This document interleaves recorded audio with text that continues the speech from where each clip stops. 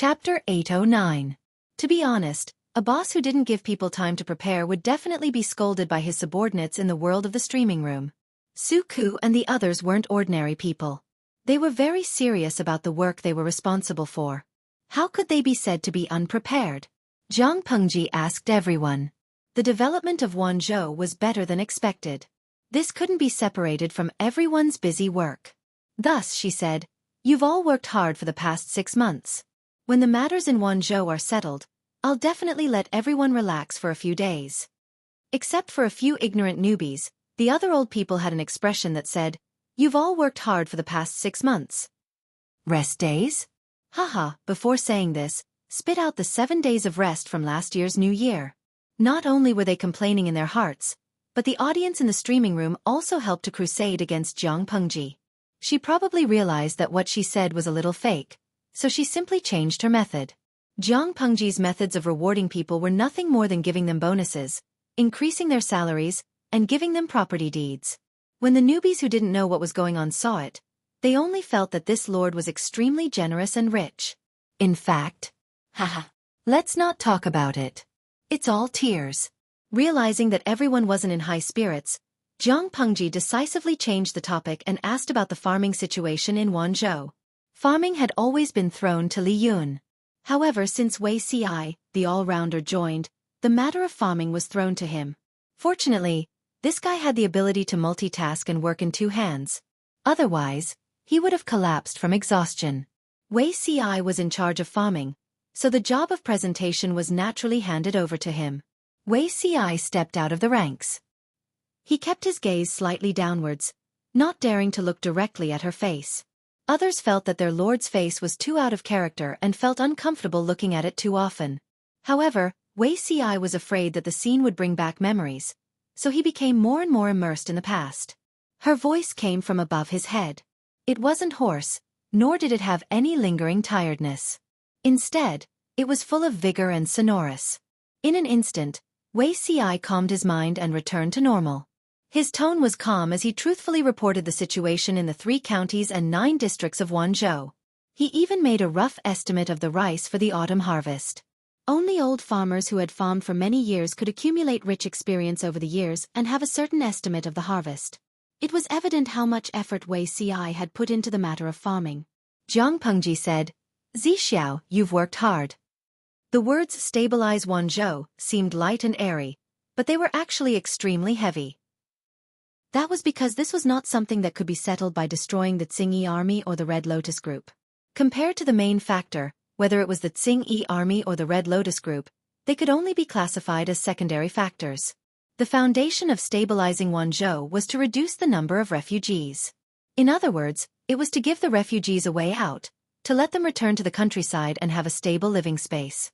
The more refugees there were, the worse public security would be. When they gathered together, it was easy to cause unrest. If the Xingyi army was annihilated, there would always be the White Shirt Army or the Yellow Shirt Army emerging. If the Red Lotus Group was annihilated, there would be the Green Lotus Group or the White Lotus Group rising from the ashes. The original intention of the army farming law was not only to solve the food shortage, but also to reduce the number of refugees and stabilize the situation. Wei Ci did a great job in this aspect. Zhang Pengji could not even think of anyone who could do it better than him.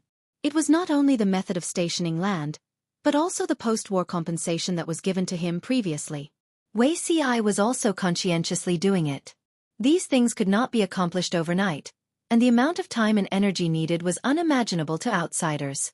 For Wei Ci, the 6 words she said were the greatest affirmation and reward for him, far surpassing all glory. Wei Ci took the opportunity to restrain his emotions and maintain his composure. Others might not be able to see the flaws, but Zhang Pengji secretly frowned. After asking about the situation of farming, Zhang Pengji asked about Luoyue's military training and recruitment. Upon hearing the news, Luoyue stepped out of the ranks and gave a concise and comprehensive account of the key points so that Zhang Pengji could have a general understanding. She said in surprise, "The number of the female battalion has increased a lot." After all, the female battalion was still in existence that had been criticized. Even in a place like Wanzhou, there were not many women who were willing to endure hardships to be female soldiers. Most of the female soldiers who were recruited previously had gone through war and suffering. Each of them had their own bloody past. Jiang Pengji had also deliberately controlled the recruitment standards for the female battalion, so the number of female soldiers had not increased. She did not expect that in the 6 months that she had been away, the size of the female battalion had increased by a third. It was a rapid improvement. When it came to the female battalion, Jiang Pengji naturally had to ask a few questions. Jiang Nongqin was fully in charge of the female battalion. Luo Yue only knew the general situation. He still had to ask her about the specific details. After not seeing her for half a year, Jiang Nongqin's skin was darker than before, but her brows were more resolute, like a wildflower in a thicket. Even though she had gone through hardships, she could still bloom proudly. Jiang Nongqin's requirements for the female battalion were far stricter than Jiang Pengji's. If she was satisfied, the development of the female battalion was obviously very good. As for the strange increase in the number of female battalion, this is due to Mr. Wei's efforts, Jiang Nongqin said. Jiang Pengji was stunned for a moment. She asked Wei Ci what he had done. Why did it affect the female battalion? After asking carefully, she found out that this fellow did not find it troublesome. He even tormented the storyteller and wrote some vernacular novels. It was this kind of vulgar thing that was unrefined in the eyes of others, but it actually made the people of Wanzhou obsessed. There were even many loyal listeners who believed in the characters written by Wei Ci. They all felt that it would be good if women could achieve success like the people in the novels. The content of the novels was too nonsensical and unrealistic? Uncultured. Wasn't Su Gong, who was awarded the title of Marquis in the previous dynasty, a woman who was born as a general? Wasn't there Lord Lu Shi, a woman who was born as a general? Going back further, during the chaotic times of the 16 Kingdoms, there were countless famous heroines. The characters in Wei Ci's novels all had archetypes. Under the influence of the novel, some people changed their prejudice against the female battalion. This also set a positive example for the reputation of the female battalion. Hearing this answer, not only was Jiang Pengji surprised, but the audience in the streaming room was also in an uproar.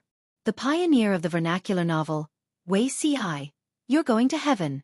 My husband Yi Buxiu, Beauty Ci should change his name. Just call him Lu Ci. Running organ. God Lu Ci. Mr. Lu Sun is called Zhou Shuren, okay? Even if he changes his name, it should be Wei Shuren. Xin Zue. Am I the only one who is curious about the novel written by Beauty Ci? Is there any content that is like a veteran? My young Valley Master, Beauty Ci is such a reserved person. Why would he write that kind of indecent content? Even if he did write, it would be subtle and obscure. It's not as crude as you think. He directly wrote about reproduction. How vulgar and obscene. Summer departing Xianggu. Reserved? For example, a golden hairpin knocks on a jade pillow, fragrant sweat drenches silk clothes. Or indulge in love during the day, make friends with you in my dreams at night. Or loose makeup, messy hairpins fall off. Not a single word is obscene, but the content is very obscene. Chapter 8-10. In a trance, everyone had an illusion, as if there was a dirty train roaring past their ears. They really didn't know where the other party found so many poems with so many connotations. Or were the ancients also experienced in terms of sex? Shameless Ji Qin Qin. Crooked? Are you talking about demons and spirits? There's an experienced driver here. The situation is already out of control.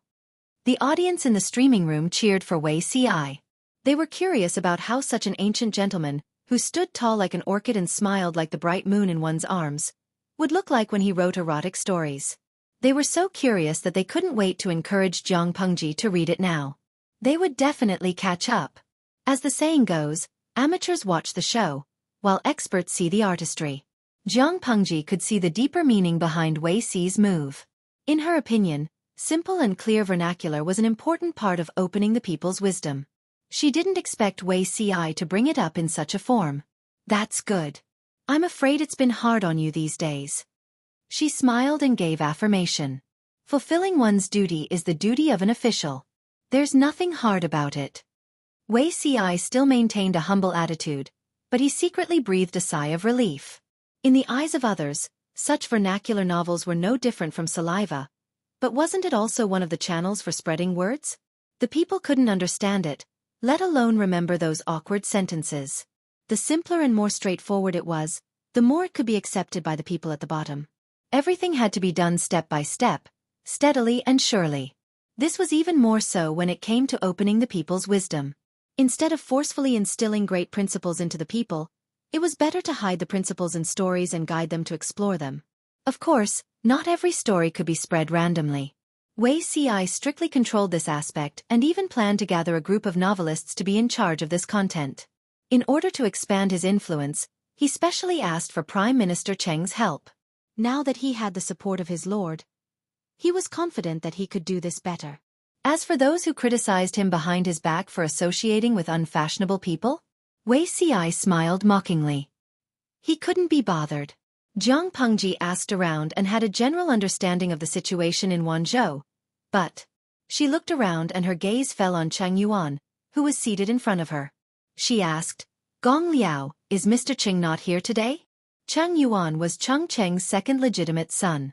His courtesy name was Gong Liao. He had been in Wanzhou for less than half a year, and his performance had been remarkable. Considering his age, he had done quite well. With a gentle and humble temperament and a sincere and meticulous way of doing things, he would be popular no matter where he was. Cheng Yuan replied, "My father caught a cold last night.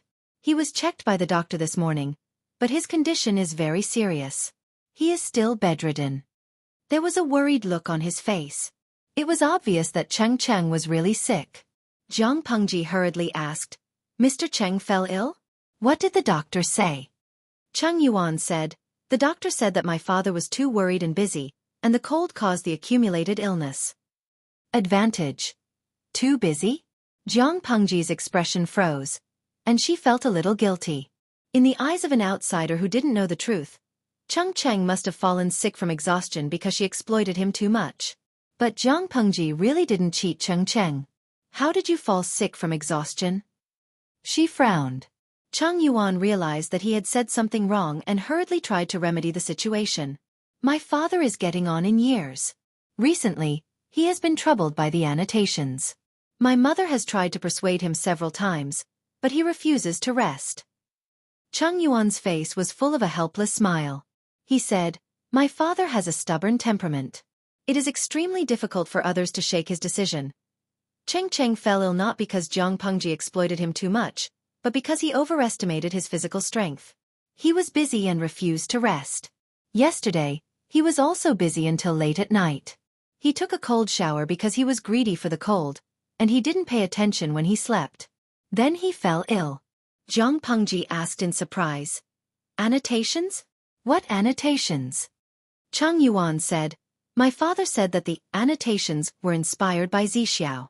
The classics and historical collections are too obscure, and there is no unified sentence reading for each article. This causes the teacher to read sentences inconsistently when teaching students, causing them to misunderstand certain articles. My father has been thinking about how to mark simple and clear sentence reading, annotate the controversial articles, and lead the way for future generations." What was sentence reading? In ancient times, the place where the word stopped was called sentence or reading. Nowadays, the articles were all sentences. There were no so-called punctuation marks. The articles were stacked together. For example, if a web novel did not have any punctuation marks or paragraphs, what would that mean? Many sentences were passed from teacher to student. It was inevitable that there would be errors in the process of transmission. Some teachers even cherished their own knowledge and did not even bother to teach the students the correct sentence reading. It was really shocking. Cheng Cheng had been worrying about this matter for the past few days.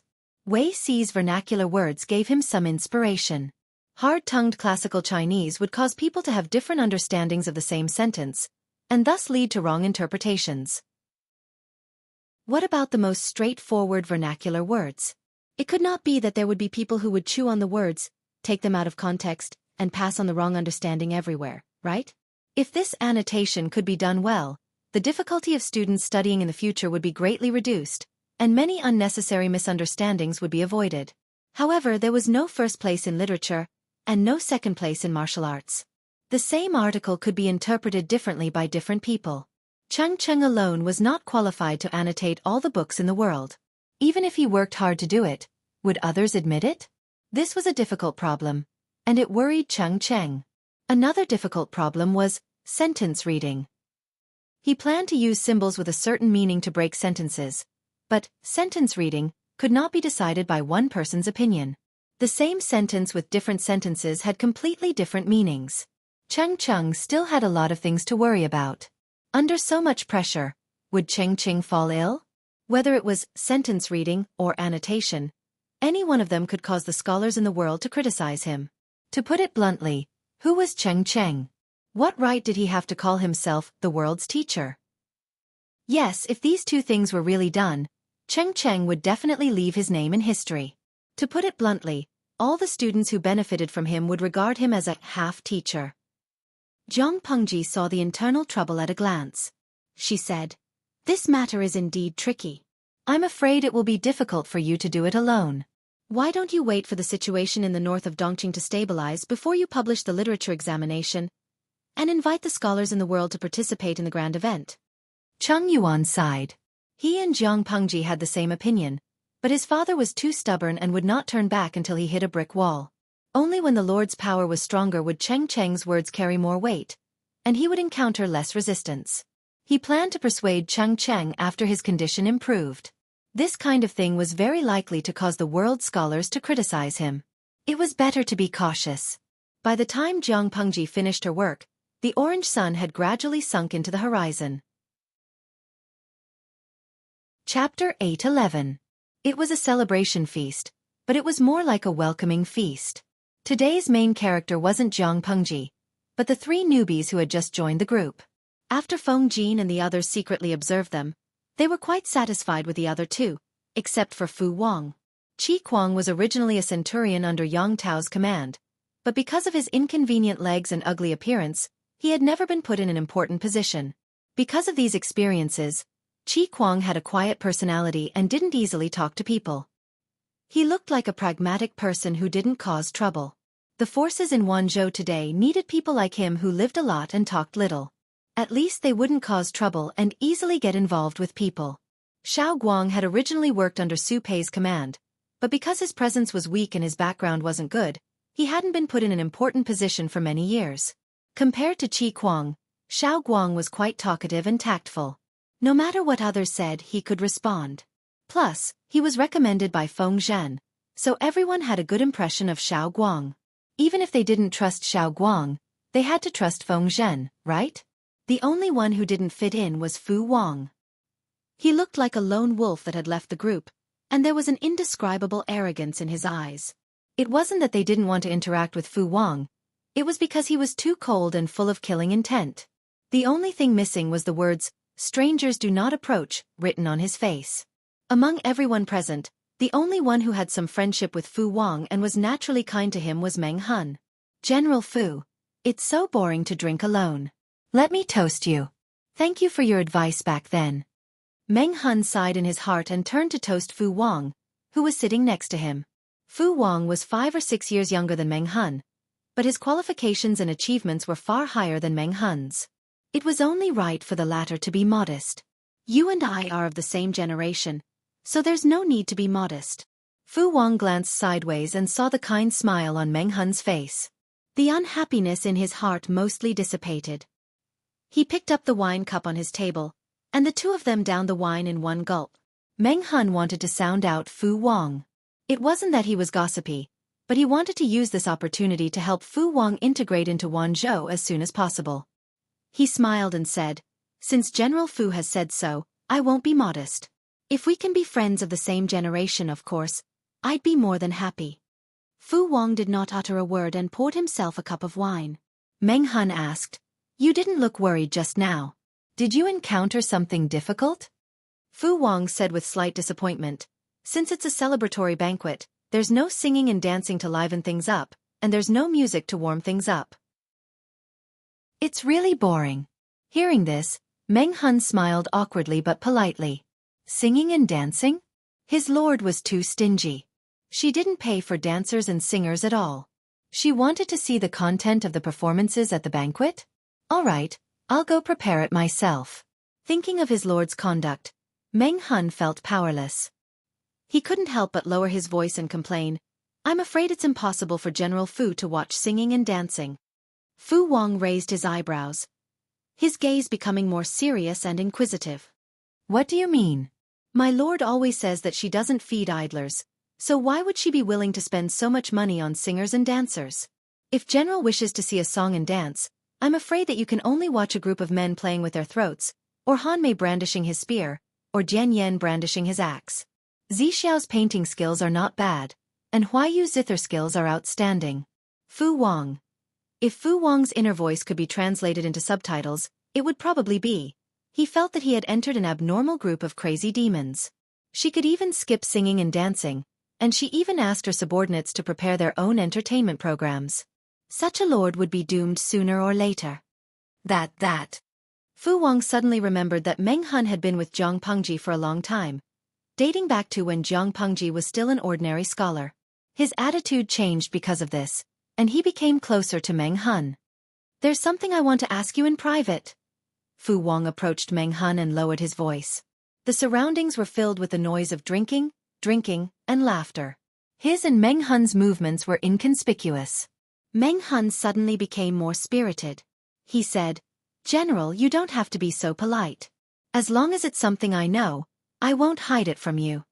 Fu Wang thought about it and asked a little embarrassedly, "Do you know how many maids the Lord has?" Meng Hun. He had been mysterious for so long just to ask such a question? Meng Hun coughed lightly and thought carefully.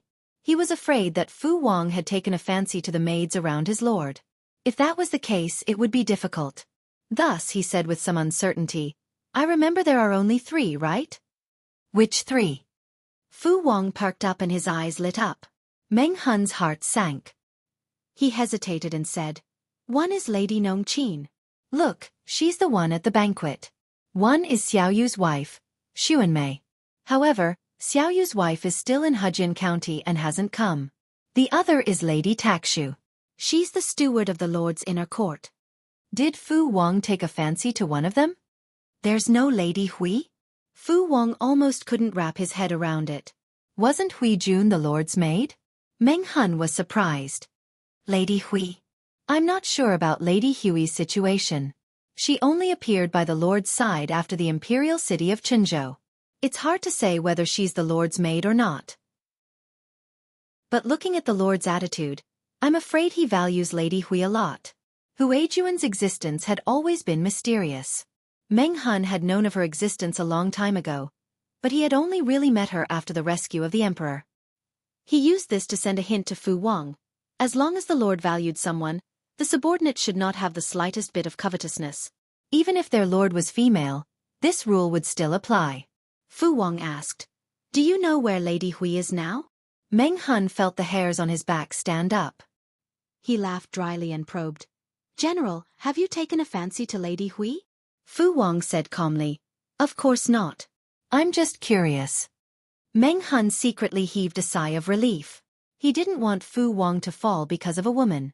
No matter how he looked at it, if he had a conflict with the Lord because of Lady Hui, he would be looking for trouble for himself. At the banquet, Wei Ci seemed to be chatting and laughing with Feng Jin, but his attention was on Jiang Pengji. Feng Jin saw that he was absent-minded and followed Wei Ci's line of sight. He suddenly raised his eyebrows and there was some interest in his eyes. "Zixiao, why are you looking at the Lord like that?" Feng Jin's sudden question scared Wei Ci so much that his fingers paused. The wooden chopsticks in his hand hit the edge of the bowl, making a crisp sound. "Why you scared me."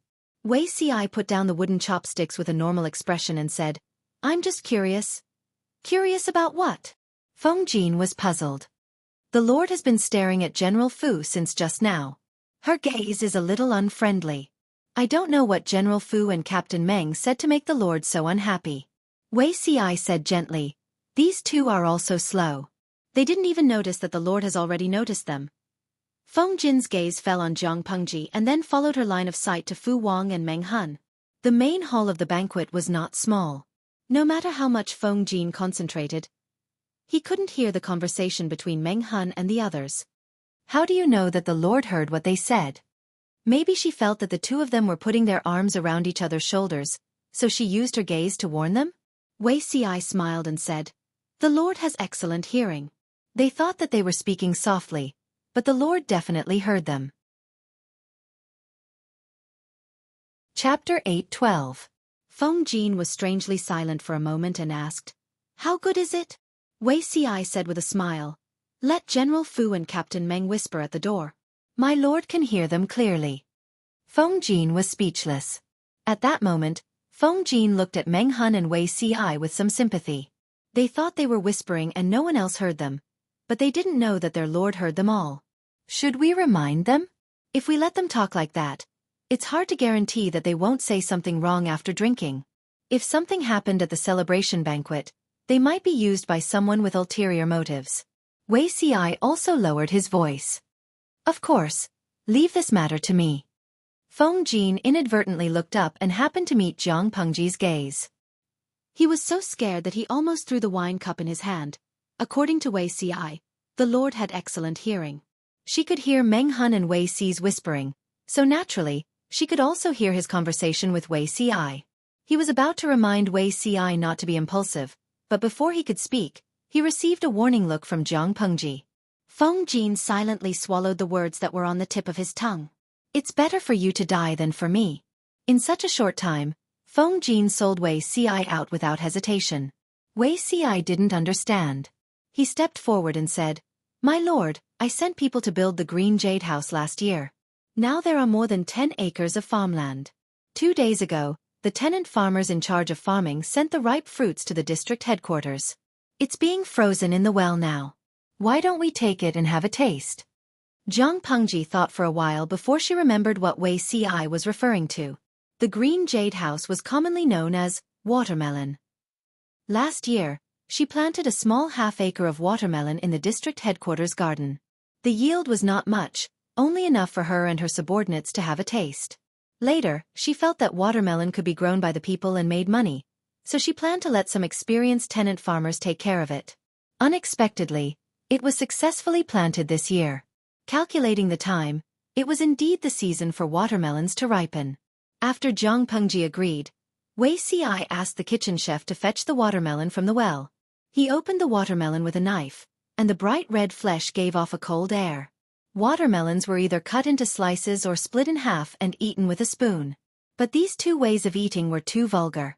Wei Ci could not imagine a gentleman like Feng Jin holding half a round watermelon in his left hand and holding a spoon in his right, scooping out a big piece of watermelon pulp and stuffing it into his mouth. That scene was too beautiful, he could not bear to imagine it.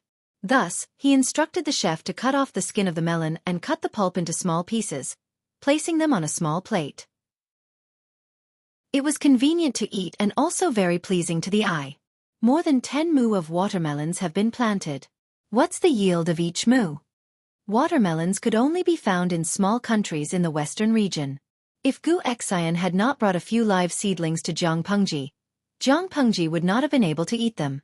Apart from the few newcomers, the rest of the people present had only eaten a little last year. Wei Ci reported, 1 mu has about 5,000 caddies. 5,000 jin? When everyone heard this number, they were speechless. This production was really high. Fu Wang ate a small piece. The sweet melon flesh brought with it an ice-cold chill, making him feel refreshed. Why is it all water? Looking at the pieces of melon flesh, he thought that it was like an ordinary fruit. Who knew that when he bit into it, it was all juice. But the fruit was quite delicious, and he finished a plate in a short while. Watermelons are like this. They quench thirst and relieve heat in summer. Jiang Pengji was quite satisfied with the yield of watermelons per mu. With the current agricultural methods, it was considered a bumper harvest to be able to produce 5,000 caddies per mu. If she turned on the live stream, the audience would agree with her idea. In the world of the live stream audience, the yield per mu was about 7,000 to 10,000, depending on the type of watermelon. Jiang Pengji asked again, tenant farmers have been planting for a year, so they should have some experience. If we plant the watermelons for the people, can they grow them? Watermelons had a high yield, were delicious, and were rare. There should be a market for them. If the people were to plant some, they would definitely benefit a lot. The premise for large-scale planting was that this thing could not be pretentious. Otherwise, if the people responded to the call to plant watermelons, but because of their lack of experience, the watermelons would all die. Wouldn't it be a huge loss? Wei Ci responded smoothly, as if he had already expected this question from Jiang Pengji. He replied seriously, tenant farmers have been taking care of it for a year, so they have some experience. This thing likes to be dry and not wet. It likes sandy soil more than clay. If the weather is cloudy and the fields are too wet, the watermelon seedlings are prone to diseases. It might even affect the yield when it matures. Jiang Pengji ate the watermelon while thinking. Let's talk about this in detail tomorrow. She already had a general plan in mind. She planned to discuss it in detail with a few subordinates the next day and sort out a plan. It was a celebratory feast, so it was not suitable to talk about such serious matters. Because Jiang Pengji did not like noise, the crowd did not play for too long, so the celebratory feast ended earlier. Jiang Pengji asked someone to prepare hot soup to wash away the sticky sweat and smell of alcohol on her body. When she entered the backyard, she saw Hui Jun sitting in the room, embroidering. There were 2 round watermelons on a plate not far away. She frowned. She did not remember asking someone to send watermelons to Hui Jun. Although this thing had the effect of urinating and detoxifying, it was cold in nature. Pregnant women could eat it, but not too much. Who sent this? Jiang Pengji asked. When Hui Jun saw Jiang Pengji coming over, she stood up and bowed. Then she asked doubtfully, "Didn't you send this?" Jiang Pengji did not comment. She called the servants over and found out who had sent it. After the celebratory feast ended, she gave everyone an extra 2 watermelons. There were too few watermelons at the feast, so they could not eat to their heart's content. The 2 watermelons on Hui Jun's side were a gift from Fu Wang. He really knows how to present Buddha with borrowed flowers. After muttering a few words, she turned her head and told Hui Jun not to be greedy and eat too much. The doctor came to take a look today? What did he say? Hui Jun said, the doctor said that the fetus is not very stable. It should be because of the continuous days of marching. He will be fine after resting for a while. Her body's foundation was good. She would be able to stabilize after resting for a while. Takshu has made arrangements for the inner court.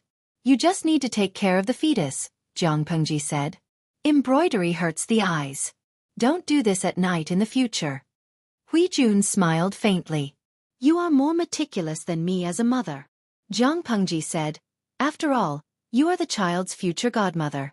As the mother, you are not attentive. As the godmother, I have to be more attentive. Regardless of whether it was in her previous life or this one, she had always been in awe of new life. After all, new life was the future. The night was dark, but all the houses were still brightly lit. No one was asleep. Why isn't Chongqing asleep yet? Feng Jin had a lot to say to his wife, but the little ancestor, Chongqing, stayed in their room and refused to move. Chongqing's stomach hurts. Mother, give it a rub. Chongqing lay in Wei Jingxian's arms. She propped up her round little belly. Wei Jingxian's hand rubbed her belly with a moderate amount of force. You're already so big. Can't you restrain yourself from eating less? Feng Jin sighed. His daughter was young, but her weight was not small. From afar, she looked like a ball. Although a chubby child was cute, he always felt that Chongqing was too fat. Chapter 8:13. No matter how likable his daughter was, she was still a naughty child. Feng Jin simply threw the child to the wet nurse and let Chongqing go back to her room to sleep. Chongqing's diet has to be more restricted. If she gets any fatter, she won't be able to watch. Feng Jin felt that he should be more ruthless. Which woman of the Feng clan didn't go through such a life? If he couldn't indulge her, he would be harming her. After a period of time, I will write another letter to Big Brother and ask him to help me find a female teacher with a better temperament. Chongqing is still young, but enlightenment should be put on the agenda. In the end, he still doted on his daughter. Feng Jin felt that the teacher's temper was far more important than his talent. A teacher for a day, a father for a lifetime. The teacher was a teacher. As a student, Chongqing could not disobey him. However, Chongqing had been spoiled by the couple since she was young. She had a bad temper. If she was punished by the teacher for being mischievous, their hearts would ache. Choose someone with a good temper, or at least a higher tolerance level. At the mention of enlightenment and rules, Wei Jingxian's face changed. She hesitated and said, "But Chongqing is still young." Feng Jin's heart wavered. In the end, he gritted his teeth and said, "Just because she's young doesn't mean she's immature. You and I can't indulge her." In the era where 13 or 14 years old could start a family and start a career, Chongqing was already 2 years old. Indeed, she was not considered young. If it was in the Feng family, when a child could speak fluently, he would be initiated to read and learn the rules. How could he be as leisurely as Chongqing? Look at her daily eating frequency. If she didn't gain so much weight, it would be a waste of the fat on her body. Moreover, the earlier Chongqing becomes sensible, the more leisurely you will be. He was a man with a wife and a daughter. Why was he living like Xueqi, alone in an empty room every night? No matter how unwilling Wei Jingxian was, she could not object. Feng Jin doted on his daughter. How could he harm Chongqing? Parents love their children and have far-reaching plans. But Feng Jin had to ask Chongqing if she was willing or not. "Nanny." Chongqing was wronged as she was carried back to her courtyard by the wet nurse. She took off her clothes and laid on the couch. The wet nurse helped her cover the brocade quilt. "What's wrong, madam?" The wet nurse was a gentle and dignified woman. Although she was called a wet nurse, in fact, Chongqing grew up drinking Wei Jingxian's breast milk. This wet nurse was only responsible for taking care of Chongqing's daily life. "Does your stomach still feel uncomfortable?" Her parents indulged her, so Chongqing could eat whatever she wanted every day. She had more than 5 or 6 meals a day, and snacks before bed were a must. "Father." Chongqing pouted, feeling wronged. "You don't want Chongqing anymore?" The wet nurse was startled. With a panicked expression on her face, she hurriedly said, "Eldest lady, you can't say such things carelessly." Laoi loved Yangzi the most. He held her in his hands, afraid that she would fall. He held her in his mouth, afraid that she would melt. He truly placed her at the top of his heart. "Auntie, you can't say these words again." Although a child's words carried no harm, a child's unintentional words could cause the listener to take it to heart and alienate the father-daughter relationship. Chongqing blinked her eyes and mumbled a response. Then, she turned around and did whatever was most comfortable. "Nanny." Chongqing closed her eyes and pretended to doze, but she still could not fall asleep. "I miss Wei Susu," the wet nurse said with a troubled expression. "If it's already tonight, I'm afraid Mr. Wei has already fallen asleep." The Wei Susu that Chongqing mentioned was none other than Wei Ci, who was a street away from Feng Jin. Ignoring the wet nurse's words, Chongqing clumsily climbed up from the bed, hugged her clothes, and wanted to go out. "Look for Wei Susu." The wet nurse was speechless. Although Chongqing was young, she had an unusually bad temper. It was not that she had a bad temper, but she was rather stubborn. She would do whatever she wanted to do on a whim, and she would throw a tantrum if anyone tried to stop her. Feng Jin and his wife pampered their only daughter, and the servants complained incessantly. The wet nurse could only find someone to ask for advice from Feng Jin and his wife. Once the eldest lady's stubborn temper flared up, no one could suppress it. Feng Jin, who was enjoying the world of the two of them tenderly and sweetly with his wife. "What a fraud, my daughter! Let her look for her, and send someone to watch over her. Please, Zixiao, take Chongqing in for one night, and bring her back tomorrow."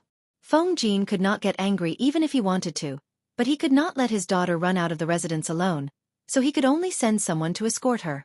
He had a good personal relationship with Wei Ci, and would occasionally send Wei Ci an invitation to be a guest at his house. Perhaps it was fate, but Chongqing was exceptionally fond of this beautiful uncle. Later, Feng Jin understood that his daughter was greedy for beauty, and had taken a fancy to Wei Ci's face. At such a young age, she was so obsessed with looks. Wei Jingxian held back her laughter and said, "It's so late, will Chongqing disturb him if she goes over?" Feng Jin secretly rolled his eyes. Wei Ci was a loner, single, and did not have a nightlife.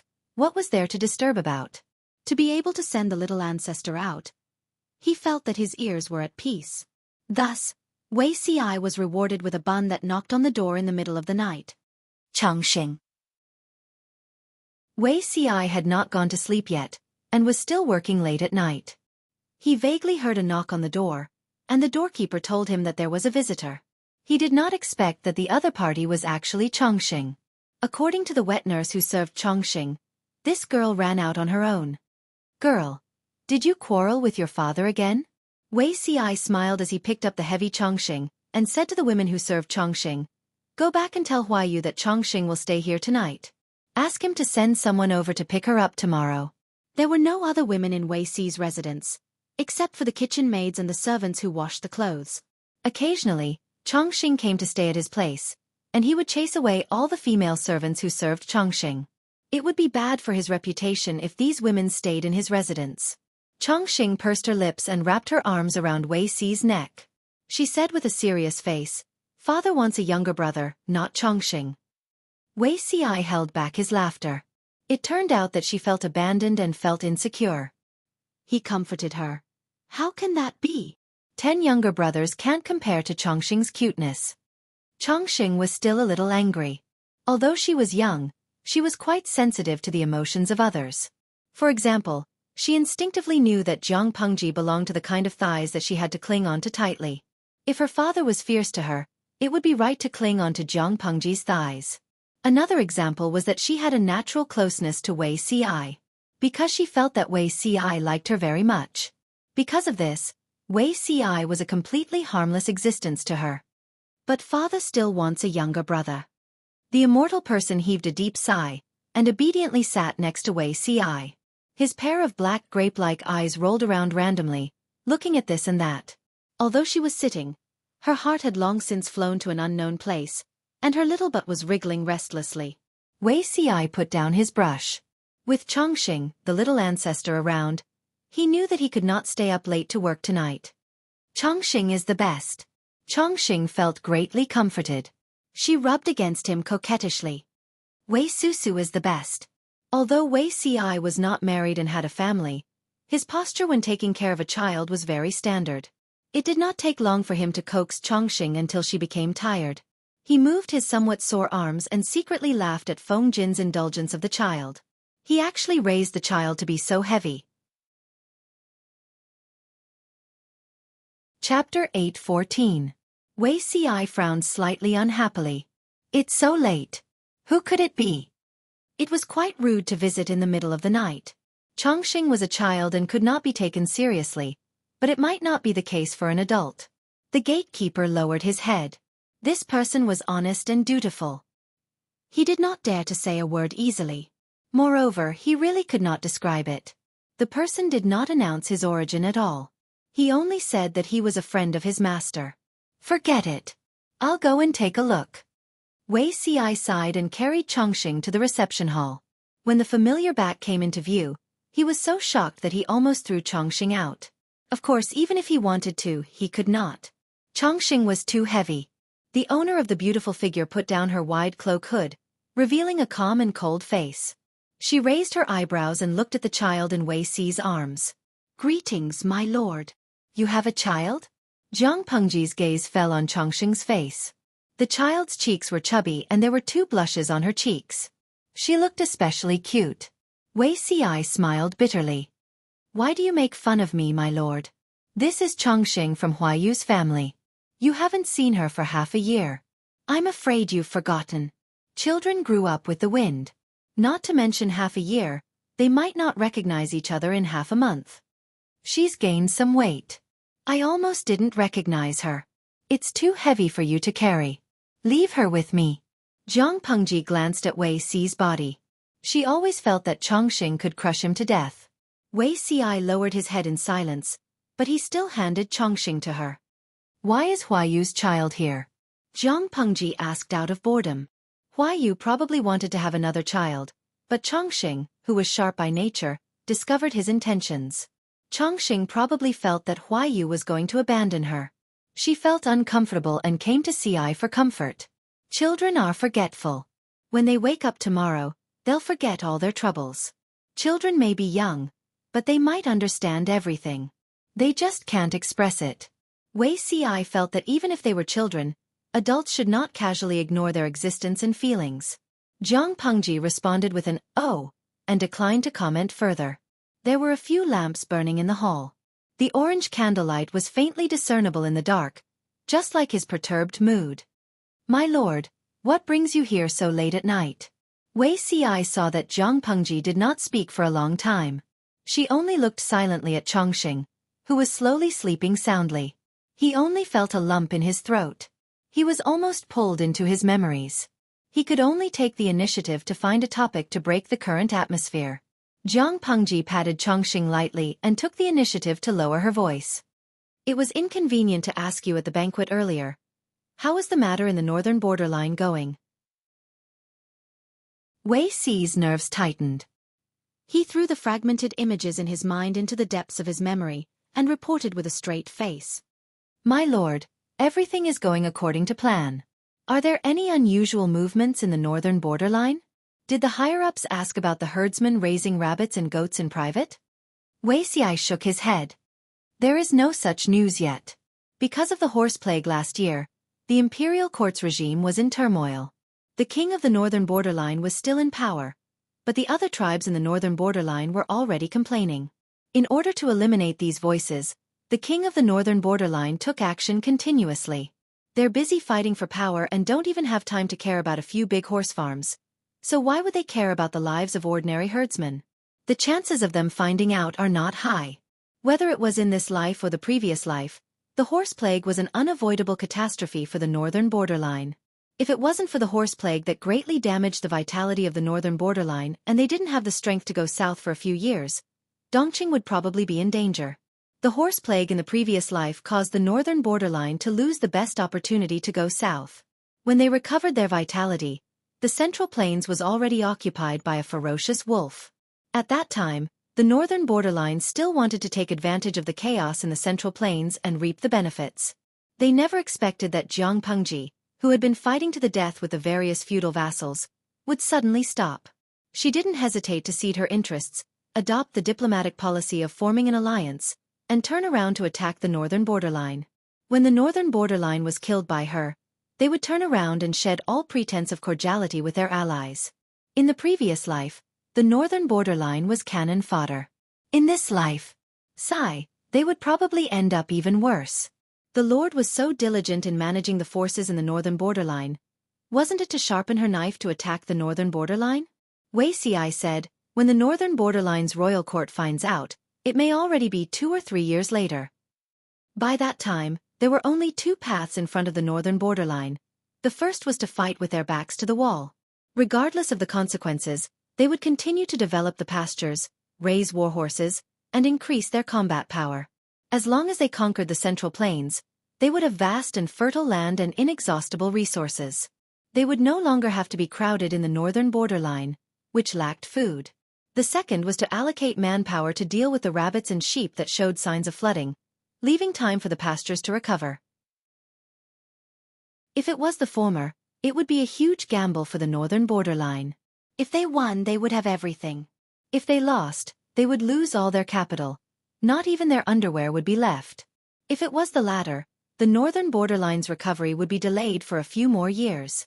This time was enough for Jiang Pengji to develop her forces. Jiang Pengji was very satisfied when she heard that. If there were a few more multi-purpose angels like Wei Si, she probably wouldn't have to worry about manpower anymore. Wei Si felt uneasy all over. He didn't even dare to look at Jiang Pengji. His eyes were evasive. If my lord wants to ask about this, we can talk about it tomorrow. Why did you come so late at night? His lord's identity had just been restored. If it was revealed that she appeared in her subordinate's house late at night, there was no telling what kind of ugly scandals would spread. I came when I wanted to, Jiang Pengji said. Wei Si was speechless. This was really in line with his lord's usual domineering style. After the two of them finished talking about official matters, the atmosphere fell into a strange silence again. It was like mud that was getting thicker and thicker, unable to be stirred no matter what. Wei Si's gaze swept over Chongqing, who was sleeping soundly. A question suddenly welled up in his mind. He couldn't suppress that impulse at all. I heard from Huayu that Chongqing's nickname was given by my lord? Jiang Pengji looked up at him and grunted. Isn't there a custom of fathers asking passers-by to name their newborn children in order to seek happiness? Huayu came to me to ask for it. I can't possibly reject him, can I? What's more, I personally delivered Chongqing. She's likable. Wei Si muttered, a peaceful and carefree life, a long and happy life. Jiang Pengji frowned secretly. What Wei Ci said was the meaning behind the name she had given Chongqing in the past. Wei Ci said mysteriously, I heard from Huayu that he's always wanted another child. When the time comes, I'm afraid he'll come to you for help. Jiang Pengji smiled and said, my literary talent isn't good enough, and my name is also vulgar. Now that I have Chongqing, Huayu won't rush to be abused. She was definitely not a coward when it came to calculating, but when it came to literary talent like reciting poems and couplets, she was really anxious. She wasn't illiterate, but in front of a real scholar, she was probably not far from being illiterate. That's not necessarily true. Even if it's just for peace of mind, Huayu will also ask for a name. Based on what you're saying, I should think about it in advance in case I need it? Jiang Pengji originally wanted Wei Ci to be the gunslinger and help her come up with a male and female name. However, she could tell that Wei Ci wasn't in a good mood, so she could only do it herself. Since we have Chongqing, why don't we get Fushou as well? Whether it's Chongqing or Fushou, it can be a male or female name. The meaning isn't bad. Wei Ci was completely silent. Chapter 8:15. What was he upset about? Was it because of the two children's names? Jiang Pengji's heart skipped a beat. She vaguely guessed something. What special meaning do these two names have to you?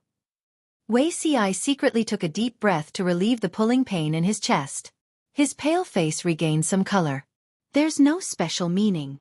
He answered with a smile, but the smile on his face looked a little haggard and weak. Jiang Pengji did not ask further. She changed the topic and said, does Chongqing often stay at your house?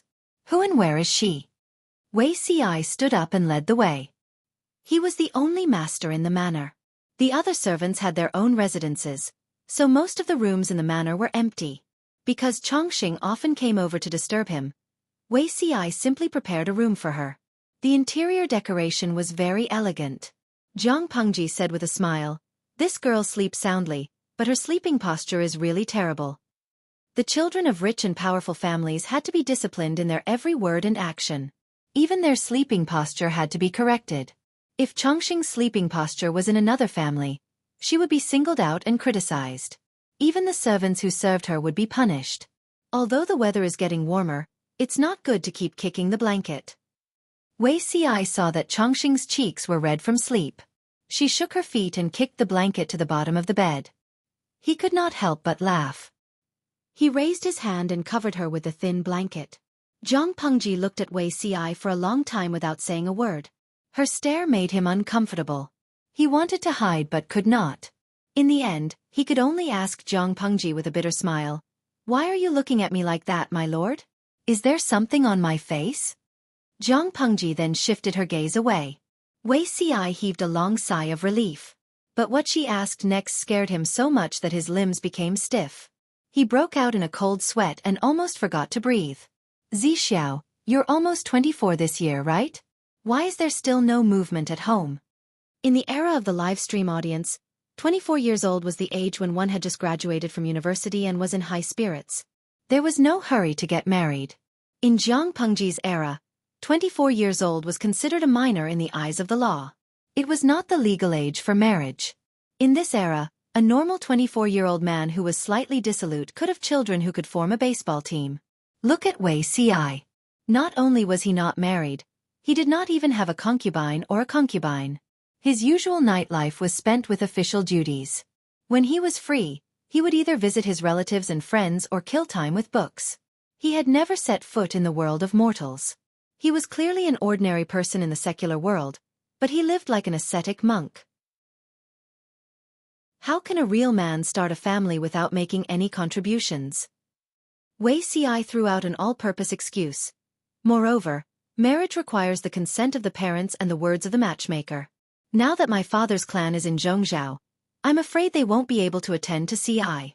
I'm not in a hurry right now. I'll delay it for a few more years. There's no hurry. Jiang Pengji smiled.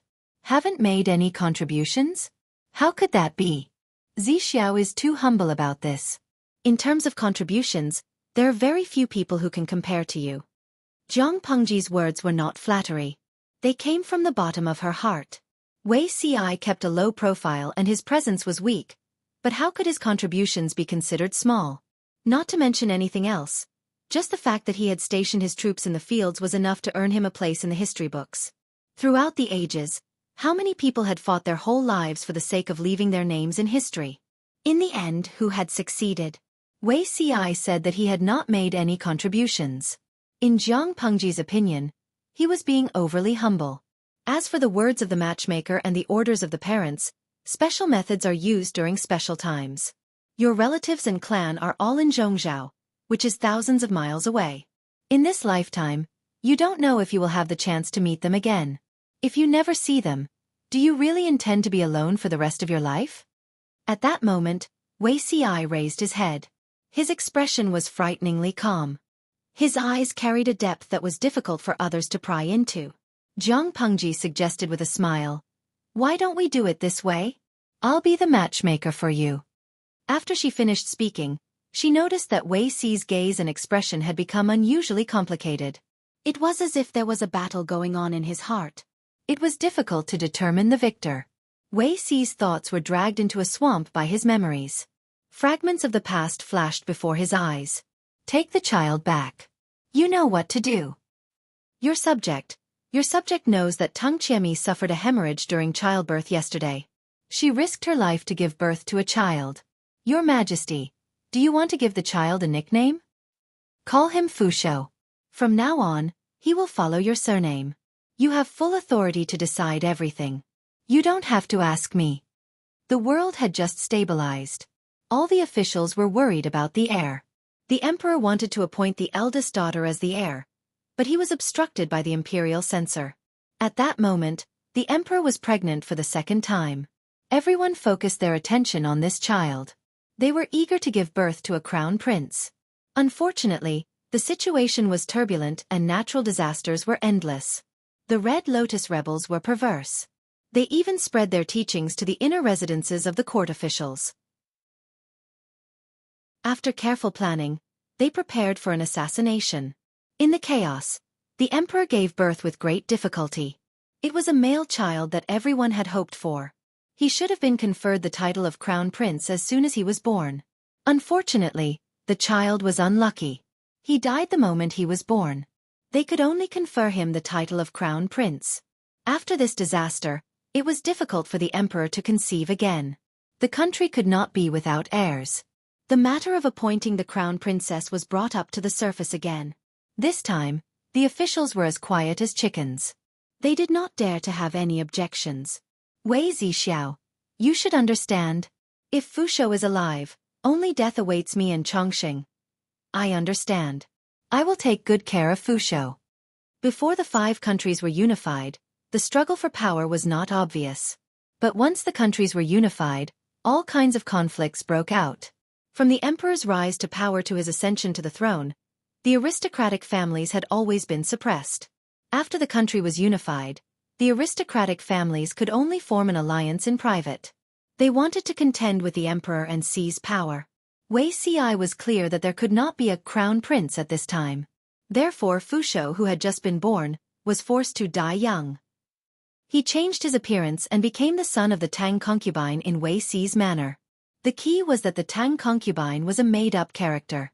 Fortunately, Wei Ci did not have a strong sense of existence. He behaved according to the rules. The officials who were fighting fiercely did not notice him at all. No one connected Crown Prince Zhongzhua, who died young, with Wei Ci's illegitimate son. When Wei Ci could not extricate himself from his memories, Jiang Pengji's face was magnified in front of his eyes. He was so scared that he suddenly leaned back. Fortunately, both of them were kneeling. Otherwise, he would have hit the back of his head hard on the ground. If I told Zishur that I wanted to give him a beauty, he would definitely be overjoyed. Why are you not willing? Jiang Pengji placed one hand on the ground beside his ear and looked at Wei Ci's panic-stricken and pale face with a smile. She said helplessly, I'm not a dreadful beast. Every time I get close to you, you always show a frightened look. Wei Ci took a deep breath and his thoughts became much clearer. I'm not very brave. I will naturally be frightened when my lord teases me like this. Jiang Pengji clicked her tongue. His words were rather resentful.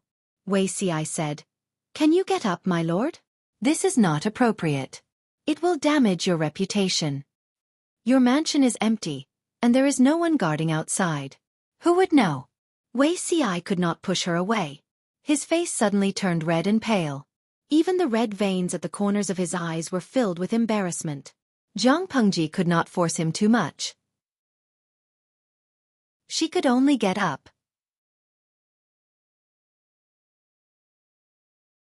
Chapter 8:16. Wei Xi looked down and turned his head, trying not to look at Zhang Pengji. Of course the name was not important, but the person. But how would she know what was bothering him? Names could be given, but what if the person was different? He did not want to serve the emperor in this life. She would meet another like-minded partner. What would that have to do with Wei Xi? Two of the most important names to him had been given to someone else, and the future would be completely different from the history he knew. This was exactly what he wanted to see. Even so, the discomfort in his heart could not be alleviated in a short period of time. A man's mind is really hard to understand. Zhang Pengji sighed. Before Wei Xi could react, she suddenly covered her waist and frowned, as if she was enduring the pain. Wei Xi was not in the mood to care about anything else. He quickly asked with concern, "Are you feeling unwell, my lord?" Zhang Pengji's lips were white. "I had to fight in person to conquer Jiamen Pass." Before she finished speaking, Wei Xi had already imagined a tragic drama.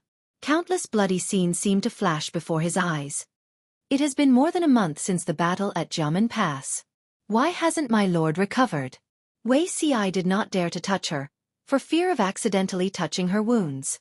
She was stubborn by nature and looked weak in front of others. She must have been seriously injured and had yet to recover.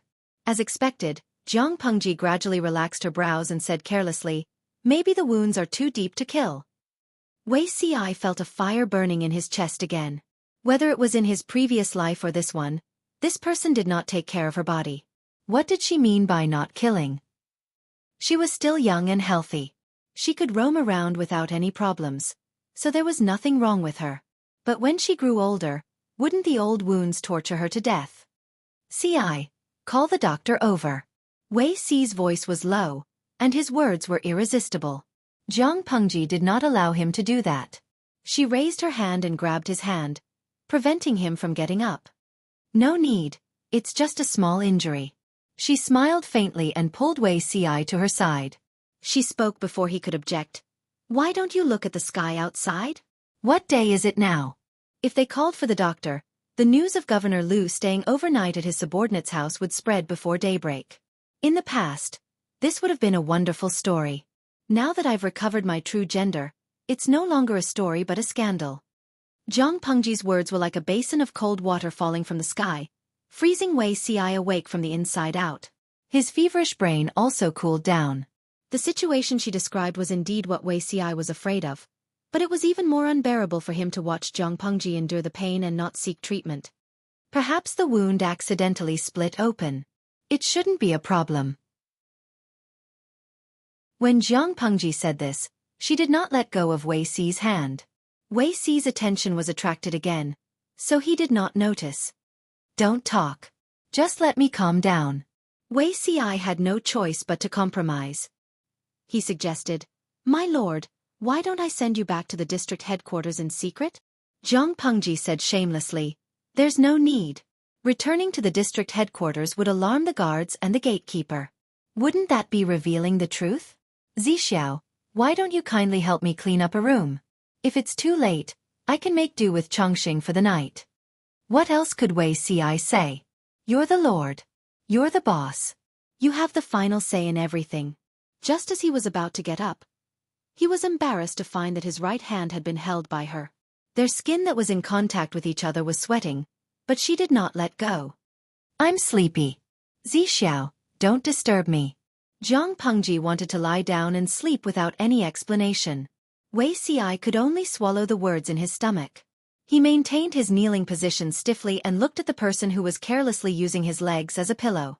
He was stunned and could not get angry at all. He kept his eyelids open, which kept fighting. He planned to release his right hand when Zhang Pengji fell asleep. At that moment, Chongqing made full use of her terrible sleeping position. She successfully twisted her body and flipped from the head of the bed to the end. The thin blanket covering her body was kicked to the side of the bed. Her plump body was like a fresh flour pancake, lying on the mattress in a posture of a rooster standing on one leg. She licked her lips. There were only a few teeth in her mouth. Sparkling saliva dripped from the corner of her mouth. Xueqi's eyebrows twitched violently. He carefully tilted his upper body and pulled over the thin blanket that Chongqing had abandoned. He covered her properly again. As for carrying Chongqing from the end of the bed to the head of the bed and continuing to sleep, he really could not do such a difficult action now. Looking at Chongqing's sleeping face, then looking at the person on his lap who was obviously acting like a hooligan, Xueqi only felt that his head was hurting. Why did he feel that he could no longer hide his identity? Why did he feel that Zhang Pengji did it on purpose? This was probably his hallucination, wasn't it? Xueqi sighed. He could only use his hand to support himself on the high cushion and find a slightly more comfortable position to lean against. The surroundings were too quiet. He thought about many things in his mind. None of them were related to work. He felt that he had fallen. Perhaps he was too sleepy. Xueqi could not help but point to his forehead and fall asleep in a daze. However, the dream was extremely unstable. Various scenes appeared one after another. Those uncles only want my younger brother and don't want Chongqing. Grand tutor, I am a burden to mother, am I not? The girl's words caused Xueqi's heart to ache. The scene changed again. In the blink of an eye, the crying girl became a slender and elegant grand nun. Her expression was as rare as her mother's. Grand tutor, is that my younger brother? Xueqi said in the dream. Your Highness, no one in this world can be your younger brother. Mother told me the truth. Grand tutor, you don't have to be so timid. I will take good care of Grand tutor and my younger brother. Although they were not official, they were blood relatives after all. In the 18th year of Yongchen's reign in the Zhang dynasty, Emperor Chen was seriously ill. Everyone in the court was in a state of panic. It was at this time that a case named Crown Prince Zhang Zhua shocked the court. I am Crown Prince Zhang Zhua. Unfilial son. The more time passed, the more chaotic the dream became. Xueqi stood on the spot in a daze. In the chaos, he did not know what was happening in the world. The scenes melted in an instant and twisted into countless demons and monsters. They all laughed sinisterly and pounced on him. Just as he was about to be swallowed by the demons, Xueqi shouted in horror. His body suddenly leaned forward.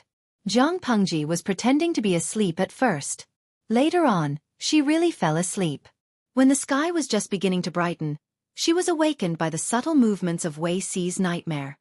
Xueqi was covered in cold sweat. His face was pale and his lips were trembling slightly because of fear.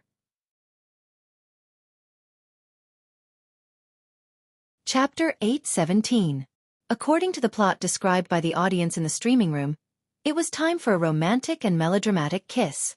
Sure enough, she shouldn't have trusted the group of singles in the streaming room. If a group of singles had a strategy to seduce someone, would they still be single? Zhang Pengji secretly ridiculed them. She didn't know that Xueqi was also frightened by her. First, he had a nightmare. After waking up, he was shocked. After the shock, he suffered a tragic blow. His nose bumped into someone's face. It couldn't be more awkward. Xueqi couldn't care less about the pain. He hurriedly prepared to bow down and apologize. Unfortunately, he had maintained his kneeling position for a whole night. Zhang Pengji even used him as a lap pillow. Now his legs were numb and he almost lost feeling. He sat on the ground in a sorry state. Tears welled up in his eyes. He looked pitiful. Zhang Pengji raised her hand and rubbed her cheek. She didn't tease Xueqi about this embarrassing incident, lest she provoked him. Was it a nightmare just now? Zhang Pengji returned to normal, as if the episode just now had never happened. Look at you. Even your face is covered in cold sweat. Because the nightmare lasted too long, Xueqi's reaction was slightly slow. He didn't even have the energy to investigate what happened just now. I had a nightmare, Xueqi said with lingering fear. I dreamed of many evil ghosts. They almost tore me apart, he panted. Fear flashed through his dark jade-like eyes, as if the lingering power of the nightmare had yet to dissipate. Zhang Pengji tilted her head. She looked curious. She said, the evil ghosts in the nightmare? Just now, I heard you saying things like, Crown Prince Zhongzhua, unfilial son, His Highness and so on. What exactly did you dream of? Why are you so scared? If Wei Xi's complexion was said to be a little human before, when Jiang Pengji asked this question, his face suddenly turned as white as a sheet. Wei Xi opened his mouth. Something was stuck in his throat. He couldn't make a sound. An impulse to escape surged in his heart. Zixiao? Jiang Pengji raised her hand and placed it on his forehead. His forehead, which was covered in sweat, was cold and sticky. It gave people an extremely uncomfortable feeling. She touched ice, but to Wei Xi, it was scorching hot. It was like a cluster of flames quietly emitting warmth and dispelling the cold. My lord. Wei Xi was hesitant. Under the other party's concerned gaze, he awkwardly looked away. I'm fine. Jiang Pengji frowned slightly. How did Wei Xi's behavior look like he was fine? Who was the Crown Prince Zhongzhua that Wei Xi dreamt of? His Highness Chongsheng was definitely not the little fat boy who was sleeping soundly beside him. That person had a very important meaning to Wei Xi. As for the mutterings like unfilial son, kneel down for good fortune and longevity, unfilial son pretending to be the heir of the emperor, and deserve to be executed, she felt that the information was too much. Jiang Pengji asked, You haven't answered me yet. What did you dream about? Wei Xi's heart sank. The warmth that he had painstakingly gathered dissipated in an instant. He trembled and said, I can't remember clearly. I only remember that the dream just now was very scary. There were thousands of malicious ghosts chasing after me, demanding my life. I woke up when I stepped on air. Jiang Pengji thought of the audience's advice and comforted him. Dreams and reality are opposites. Don't take it to heart. It's already dawn outside. I see that you haven't slept well all night. Why don't you go and get some sleep? The matters in the government office can be postponed for half a day. Wei Xi's heart calmed down a little and he heaved a long sigh of relief. Jiang Pengji comforted him like that, which meant that the previous story could be forgotten. Thank you for your understanding, my lord. Jiang Pengji put on a wide hood and sneaked out from the side door. With her skills, she would naturally not be discovered. Wei Xi rubbed his dizzy head and prepared to go back and get some sleep. 5 years had passed since he returned to his youth. He thought that he had gradually forgotten about the past. Who knew that he would be caught red-handed by his lord last night? He was really scared out of his wits just now. He knew that Her Majesty was not a suspicious person, but she was more difficult to deal with than a suspicious person. Because any clues could become a stepping stone for her to pry into the truth. Ordinary people could not hide from her eyes at all. Since the establishment of the Jiang Kingdom, the aristocratic families had formed an alliance. They seemed powerful, but when had they not been manipulated by her like monkeys in the palm of her hand? The aristocratic families were like prey in a spider's web. The more they struggled, the more powerless they became. In the face of such an empress, he had to be tense at all times, lest the other party see through his disguise in a moment of carelessness. He had no reason not to be afraid. Even if Her Majesty had just turned 18 years old, she was still not to be trifled with. Since Her Majesty's rise to power, the aristocratic families had been like a carrot, peeling off a layer of the other party's skin from time to time. After being peeled like this for 18 years, even the fattest carrot had become a thin carrot. Every time the aristocratic families were full of confidence that they would be able to make a comeback, reality would always slap their cheeks swollen. The emperor and his ministers who were extremely harmonious in the imperial court fought to the death in the imperial court. In terms of danger, there were only 3 times that it was the most dangerous. The first time was the riot of the Red Lotus Group. It happened to coincide with Her Majesty's difficult labor and birthday. Many people mistakenly said that Her Majesty had died. Who said that I had a difficult labor? A group of ministers hurriedly cried and mourned. When Her Majesty appeared with a sneer on her face, more than a dozen faces uniformly turned grey. The second time was when Her Majesty wantonly carried out imperial examinations and land reform. The interests of the aristocratic families were affected, and they secretly planned a palace coup. The third time was in the 18th year of Yongqin. Her Majesty was seriously ill and bedridden for several months. Crown Prince Zhongzhua, supported by the aristocratic families, tried to force her to abdicate. Thinking of the last reason, Wei Xi felt waves of pain in his chest. It was so painful that he could not help but cover his chest, and his face turned pale. The son that he had painstakingly taught for more than a decade was actually stupid enough to be used by others. Instead, he turned against his biological parents. Was the temptation of imperial power and the throne really so terrifying? Wei Xi returned to his dream in a daze. He heard a familiar roar. I was originally the son of the emperor, the legitimate crown prince. Now, I have been framed by scoundrels and become the son of a concubine. Is this really fair? He stood there in a daze. His divine senses were withdrawn from his body, and he could not react. Every word pierced his heart. Who told you that you are the legitimate crown prince? Crown Prince Zhongzhou was conferred the title posthumously. You are still alive, so this posthumous title is naturally invalid. Now, you are treacherously trying to abdicate and trying to kill the emperor. You deserve to be executed. I have never wanted you to be the crown prince. You are standing in front of me. Do you want to reprimand me for making you the son of a concubine and ruining your glory, splendor and wealth? Or do you think that you are more capable than Chongqing, that you can govern the world and protect the people? Zixiao is a peerless scholar of the nation. He has taught you in every way, but what have you learned from him? You are so stupid. Other than being used by others and falling headlong into the trap that I have set, what other abilities do you have? You are so stupid. Other than the right to inherit the throne and his identity as a prince, Wei Xi had never wronged this child. In the end, he was called a scoundrel.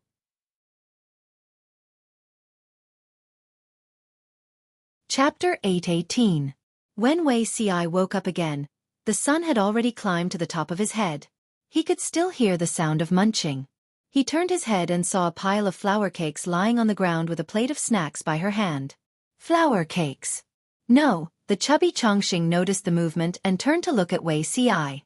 Wei Su is awake. Chongqing giggled and was about to get up when her round eyes swept across the crumbs on her hands. She seemed to have thought of something and guiltily turned to kneel. Quietly, she covered the plate of snacks with her buttocks, thinking that Wei Xi would not be able to see it. Wei Xi was speechless. Feng Huayu, if you don't restrain your daughter, she will really go crazy. Chongqing, come here. Wei Xi's voice was very hoarse as he waved at Chongqing. Chongqing got up shyly and pushed the plate of snacks aside with her chubby toes, trying to destroy the evidence. Wei Susu. Wei Xi pinched Chongqing's small hairbun and smiled weakly. Don't eat secretly, lest your father resents me for starving you. Chongqing lowered her head. She was young, but she also knew that she was guilty. She originally wanted to bring it over to share with her friend Wei Susu, but she could not bear the hunger, so she secretly held it and ate it. Unknowingly, there were only scraps left. Coincidentally, Wei Xi woke up at this time and was frightened.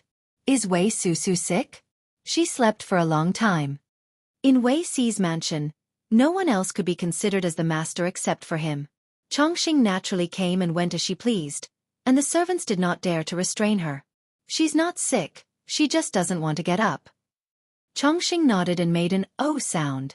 She quietly covered her mouth and said, Chongqing doesn't like to get up either, the nanny is bad. Every time she wanted to stay in bed, the nanny would always carry her out of bed. Every time this happened, Chongqing would be extremely resentful. Why couldn't she be fatter and heavier so that the nanny could not carry her? Wei Xi laughed involuntarily. He asked the servant to take care of Chongqing while he went to take a bath and wash off the sticky sweat on his body. Only then did he feel refreshed. Your mouth has never been idle all day long. Wei Xi was haunted by nightmares and his breath was weak. He was panting after 2 steps while carrying the heavy Chongqing. Fortunately, the 2 families were not far apart. Otherwise, he would have lost his life. I've really troubled you last night. Chongqing is a stubborn child. I really can't do anything about her. Feng Jin had already come back from work for lunch, so he asked Wei Xi to stay for lunch. The Feng family was strict and did not like to be extravagant. Therefore, the lunch at Feng Jin's house leaned towards a vegetarian diet, which suited Wei Xi's taste. Children are all like this. They like to stick to others. This is their nature. After lunch, Wei Xi regained some energy.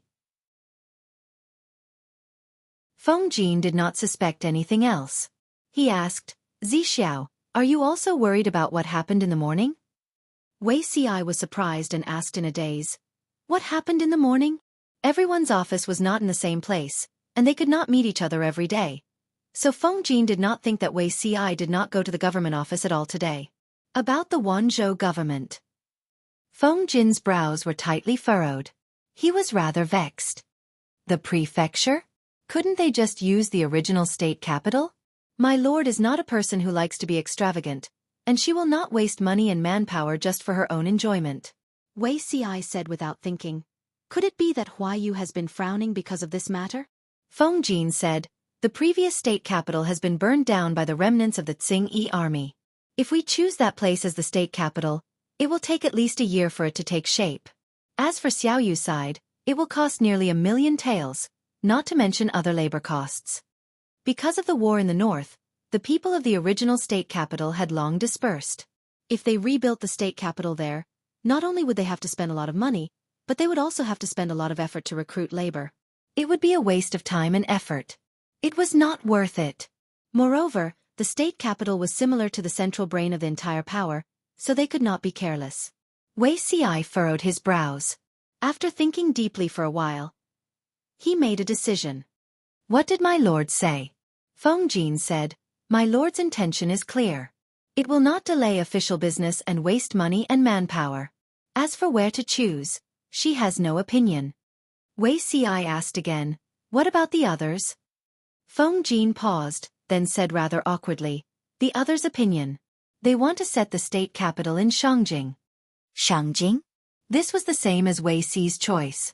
However, looking at Feng Jin's expression, one could tell that he was struggling in his heart. It was not appropriate to set the state capital in Shangjing. Huayu doesn't seem to agree. Wei Ci used a declarative tone. Feng Jin laughed bitterly and said, Shangjing is the capital of Dongqing. If my lord sets the state capital there, I'm afraid it will cause gossip. Moreover, Shangjing experienced a huge earthquake. Every time I go near there, I feel terrified. What happened that year is still vivid in my mind. Back then, the power of the earthquake was too great. How many lives were lost? Even though more than 2 years had passed, every time Feng Jin recalled the scene of that day, he still felt terrified. The imperial court has moved the capital to Chenzhou. Shangjing is no longer the capital. If other people were gossiping, just let them be. His Highness might not take it to heart. Even if there are complaints in the imperial city of Chenzhou, can they remove my lord's state magistrate? A disdainful smile appeared at the corner of Wei Ci's mouth. He continued, the earthquake that year destroyed Shangjing. How many people lost their homes? Now that Shangjing is a wasteland, we can't just leave it be. If we make Shangjing the state capital, we can recruit the surrounding refugees and reduce hidden dangers. That's one of the reasons. Secondly, Shangjing is an ancient city after all. Some buildings can still be used. It can reduce expenses. As the former capital, Shangjing had a different meaning. It was the center of the entire Wanzhou. Traffic was accessible from all directions. If it wasn't for Dongqing's emperor occupying it, the state capital of Wanzhou would have been set in Shangjing.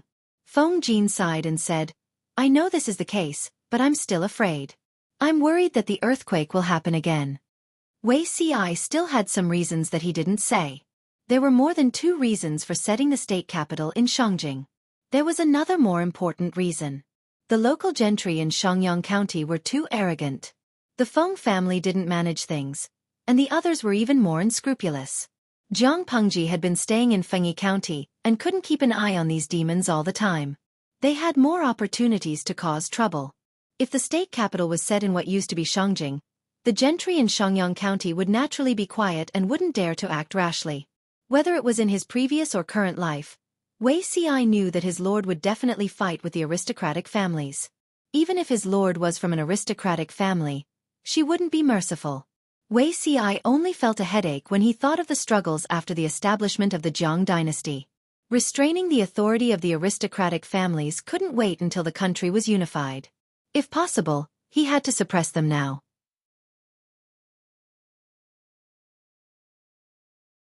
Chapter 8:19. Have you all decided to set the capital in Shangjing? Jiang Pengji felt that her subordinates had their own ideas. They had unanimously decided to rebuild Shangjing. They were all up to no good. Jiang Pengji was not the only one who thought that way. Even the viewers in the streaming room thought that they were up to no good. Under normal circumstances, she would broadcast live from 7 in the morning to 7 in the evening. Many viewers said that now that the live streaming industry was so developed, there was only one host in the world who was as dedicated and hardworking as she was and never cheated the audience. The only problem was that there was a limit to the number of viewers in the streaming room. Every time they watched the stream, they had to compete on their speed and luck. The streaming room only had a maximum of 150,000 viewers, but there were 5 to 6 billion people who knew about it. Jiang Pengji's streaming room was renowned all over the world. As a matter of fact, when she asked this question, countless bullet screens floated across the live broadcast screen. Nongfu Shanquan Yudiangshuan. Streamer, you're playing with fire.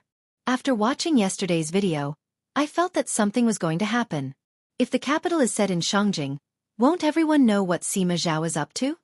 Xinjia. Haha, it should be changed. Everyone knows what Lu Lanting's intentions are. Huxian Hongyan. What a pity. I really want to see what the little emperor and empress dowager's faces will look like if the streamer sets the capital in Shangjing. Bubbles dream. Tiske.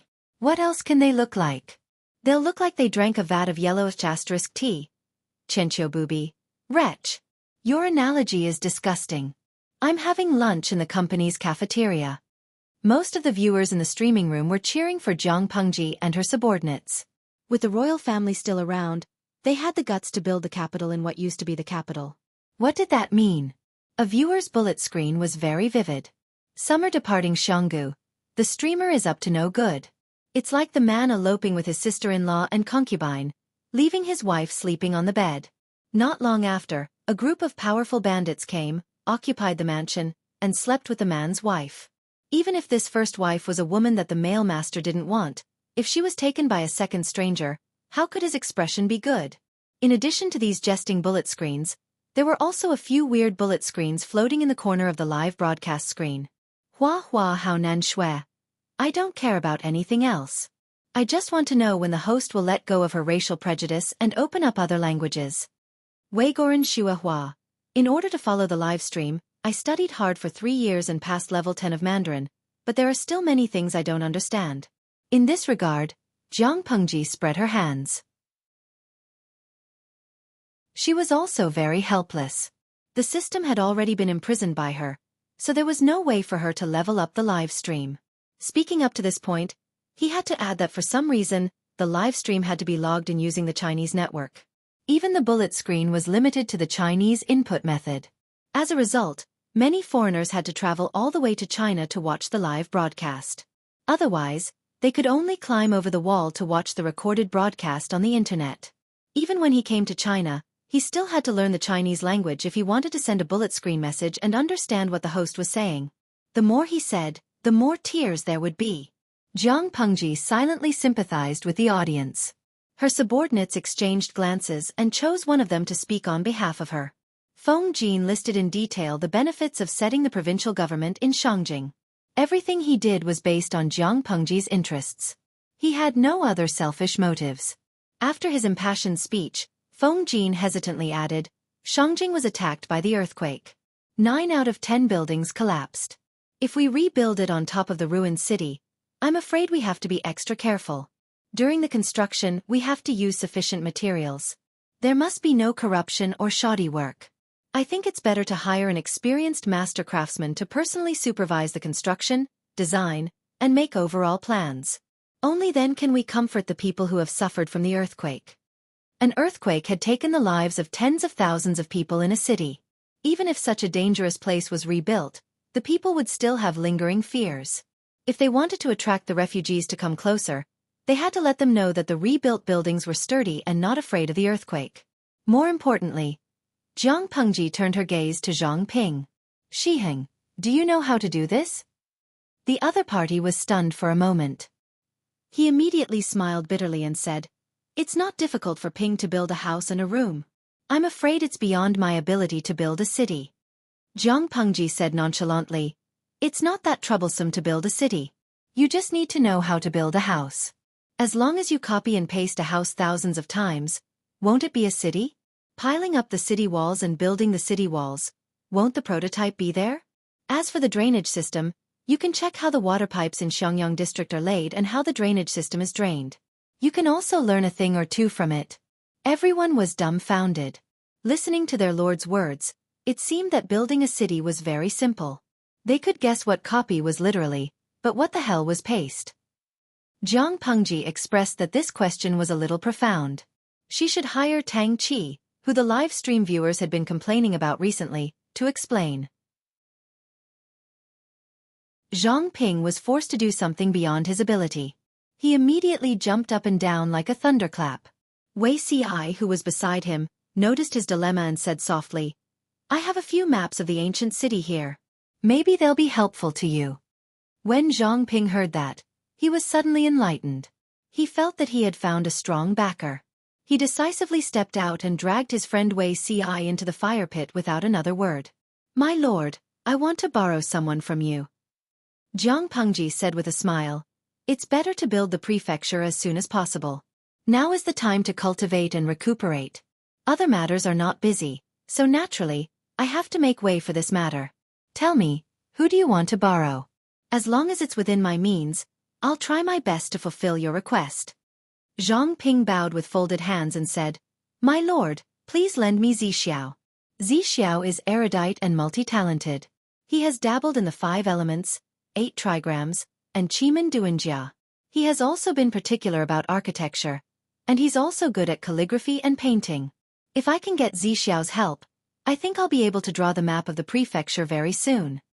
Wei Ci was speechless.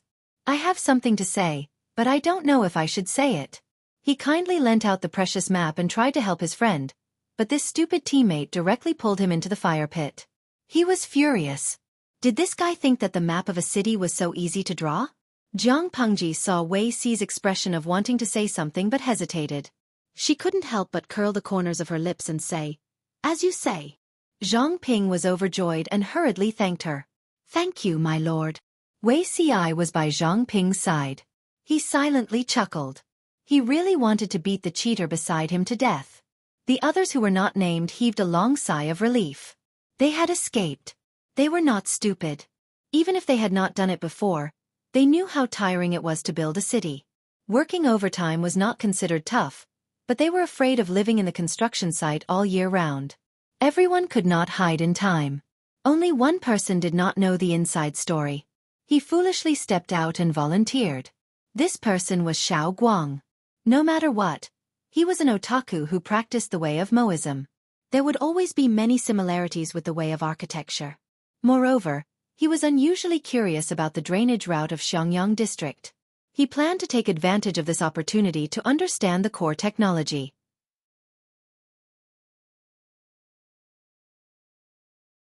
Chapter 8:20. Building a city required an on-the-spot investigation, measurement of the land, and a clear understanding of the situation before starting to design and draw the blueprint. Wei Ci knew that he had been tricked by Zhang Ping, his useless teammate. He would not have any leisure time in the future. Before heading to Shangjing, Wei Ci secretly looked for Jiang Pengji. The two of them had a secret conversation. Only they knew about the content of the conversation.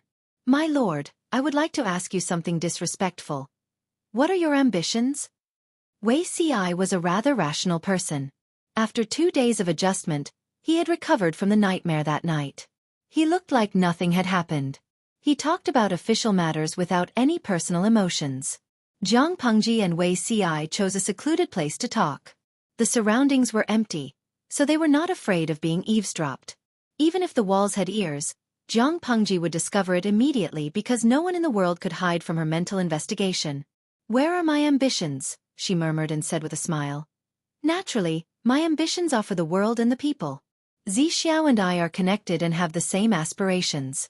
If you have anything to say, just say it directly. There's no need to sound me out. As long as it's from you, I will listen carefully."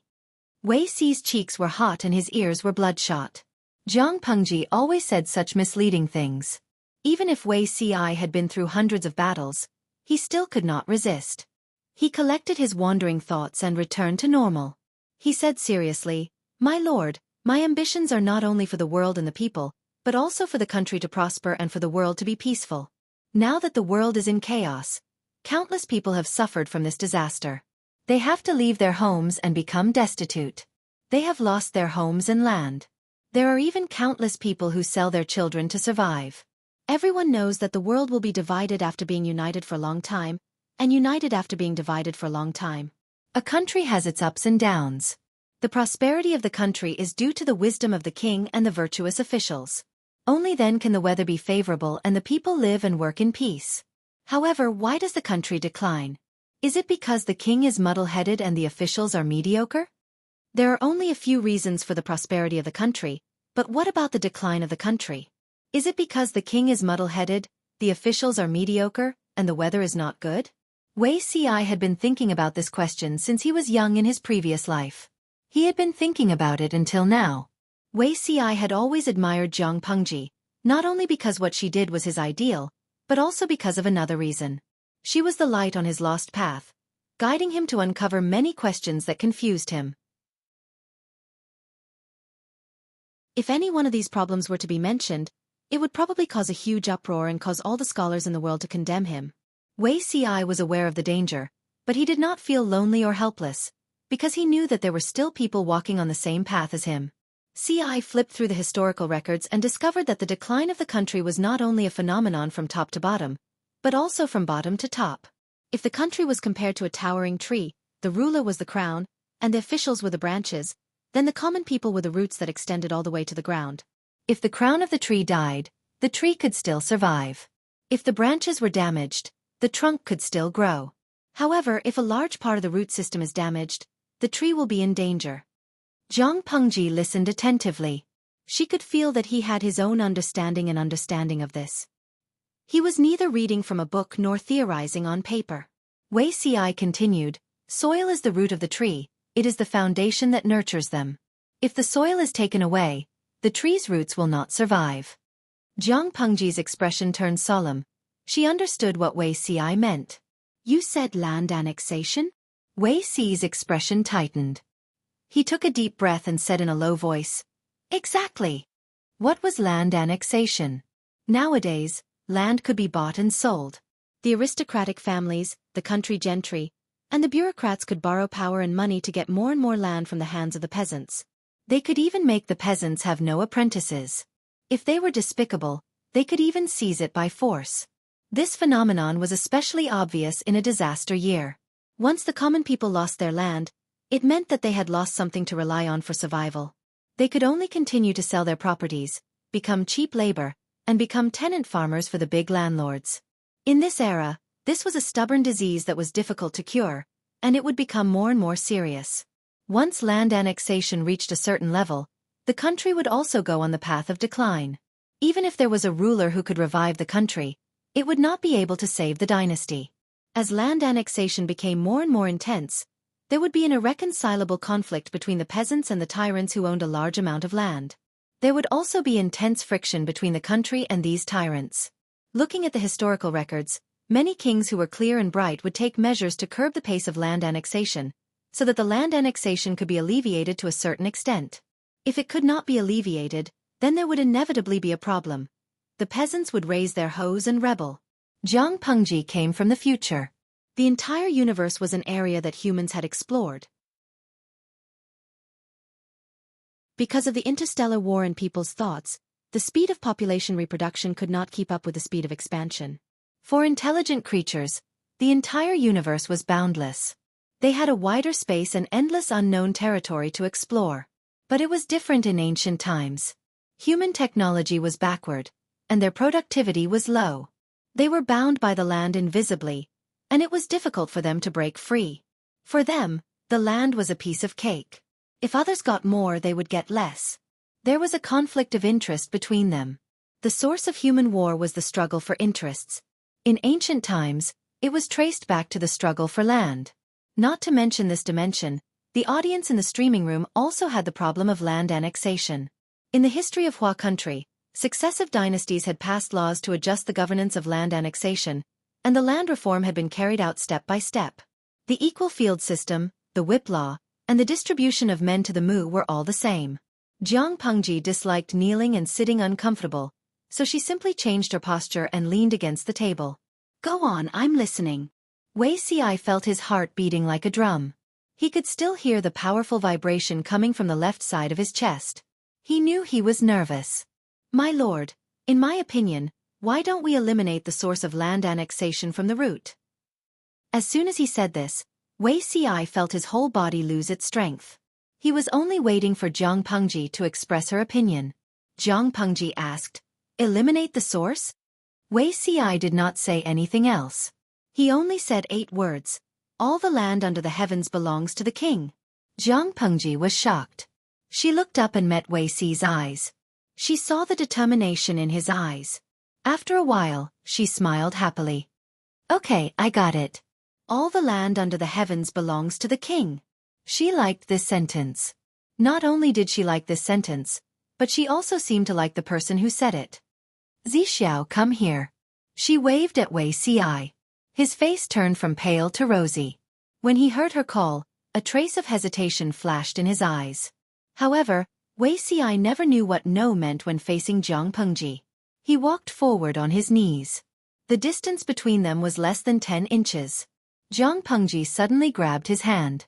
Wei Ci was so shocked that he almost jumped up. "Don't be afraid. I won't eat you." Wei Ci secretly revealed a bitter smile. She indeed wouldn't eat him, but to him, it might be more frightening than being eaten. "Zixiao's filial piety is with me." Wei Ci widened his eyes in shock. His eyes, which contained all the stars in the universe, were so bright that it was dazzling. The audience in the streaming room who was watching the whole process. Burp.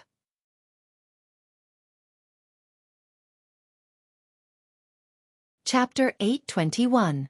Hua Luo Han Yen Bo. Burp. Oh my god, this mouthful of dog food is making me bloated. Who gave me a glass of water? I choked on it. Free lemon. The streamer's hooliganism is getting richer and richer. Looking at the situation, it won't be long before he gets the beauty. Host, Bao Bao still has a lot of love books and magic weapons to win. I guarantee that you will be more overbearing than an overbearing president. Although Jiang Pengji had never revealed anything, the audience in the streaming room were not naive and innocent. Wasn't there a good saying, "You haven't seen a pig run, but you haven't eaten pork"? Although 99% of the audience in the live broadcast room were single dogs, they had grown up watching countless Mary Sue romance dramas. They were even more familiar with the related online novels. They had seen many storms and waves, so what kind of tricks had they not seen to flirt with men and girls? They dared to swear on the dog food in their arms that the streamer must have taken a fancy to Beauty C's unparalleled beauty. Not only did he fancy his face and covet his body, but he also wanted to dominate his soul. If not for the fact that they could not defeat him, they really wanted to carry Wei Ci away and declare their sovereignty. When Jiang Pengji saw the 150,000 incompetent military advisors trying to teach her how to conquer the city, she couldn't help but think of the blunder from before. Her brows twitched. Host V. When you single dogs can use these strategies to get rid of your single status, then recommend them to me. If he wasn't single, he probably wouldn't have so much time to spend in the live broadcast room, right? Jiang Pengji's words hit the audience's sore spot. That hurts. Host. Countless people who loved single people expressed their condemnation. Were single dogs not protected animals? Summer departing Xianggu. I'm secretly cursing the streamer. I hope you won't be able to get rid of your single status. Dong Kai Kai Judja. Don't be too proud of yourself, streamer. In my opinion, there seems to be some conflict between Beauty Ci and the streamer. Whether it's the first time they met or now, Beauty Ci seems to be quite resistant to the streamer's approach. Every time, she is like a frightened rabbit, wanting to jump 3 feet high. Some time ago, she went to the Tieba forum to review the exciting videos from the past few years. She found that Ci Meiren did not resist others coming into contact with her, except for the host. Jiang Pengji poked their sore spot, so naturally, the audience in the streaming room would respond with a tooth for a tooth, and an eye for an eye. With someone's reminder, many people also figured out that something was wrong. They had never heard of any conflict between the streamer and Wei Ci. Why was the latter always resisting the former? With this question in mind, many people simply let their imagination run wild. The conclusion they came up with made Jiang Pengji not know whether to laugh or cry. Ningji, you die so miserably. Maybe there's some kind of conspiracy? For example, does Beauty CI have ulterior motives towards the host? As soon as this conspiracy theory was put forth, it was immediately shot down. Liang Pin Puzi. That's impossible. If Semiron really has an ulterior motive for the streamer, he must be out of his mind to say to the streamer, everything under the heavens belongs to him. What's more, don't you know what kind of person the host is? I am firmly on CI Mei Er's side. Other than conspiracy theories, there were other wild guesses, such as, fragrant spicy squid slices. Beauty CI is a reserved person after all.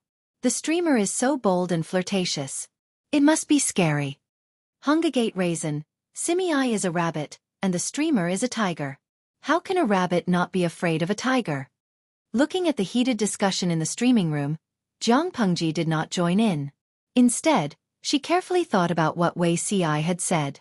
Under the premise of limited land resources, land annexation was a headache for all dynasties. According to Wei Ci, instead of wasting effort to slow down the process of land annexation, it was better to cut it off from the root. Since it was said that everything under the heavens belongs to the king, then wouldn't it be justifiable for all land to belong to the country? However, Jiang Pengji could jump out of the fence, but it did not mean that others could. Not to mention Wei Ci, who was a talented person who was well-read. Even an illiterate street gangster would not be willing to do so. In this era, land was not just land, it was also a treasure bowl that could produce wealth. As long as one could climb up and become a person above others, it would be justifiable to take more treasure bowls into one's pocket. To put it bluntly, this was about benefits.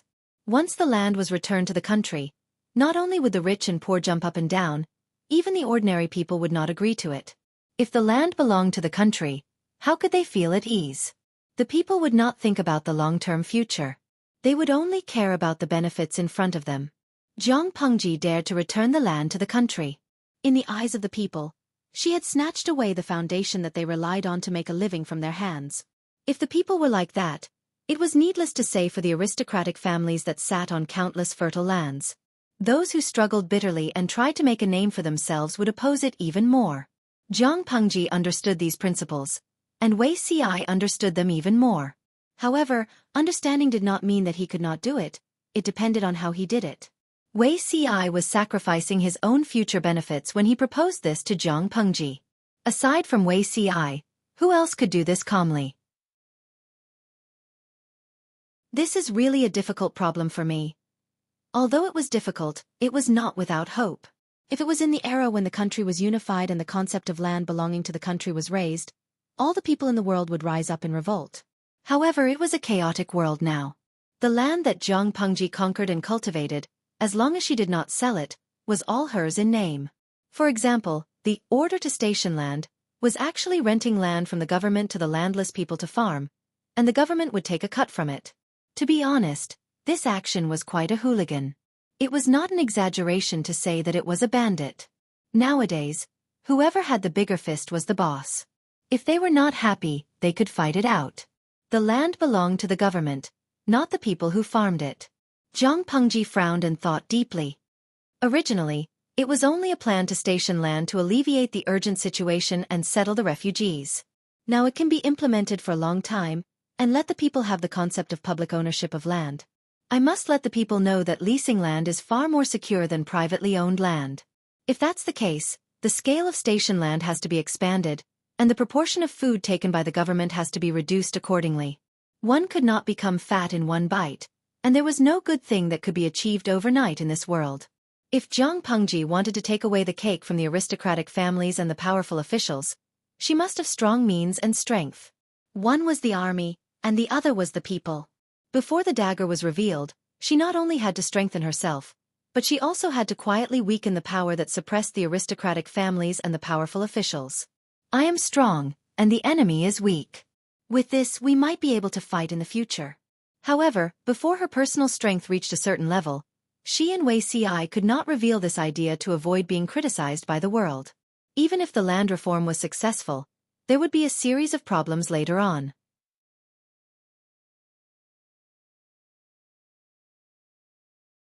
Chapter 822.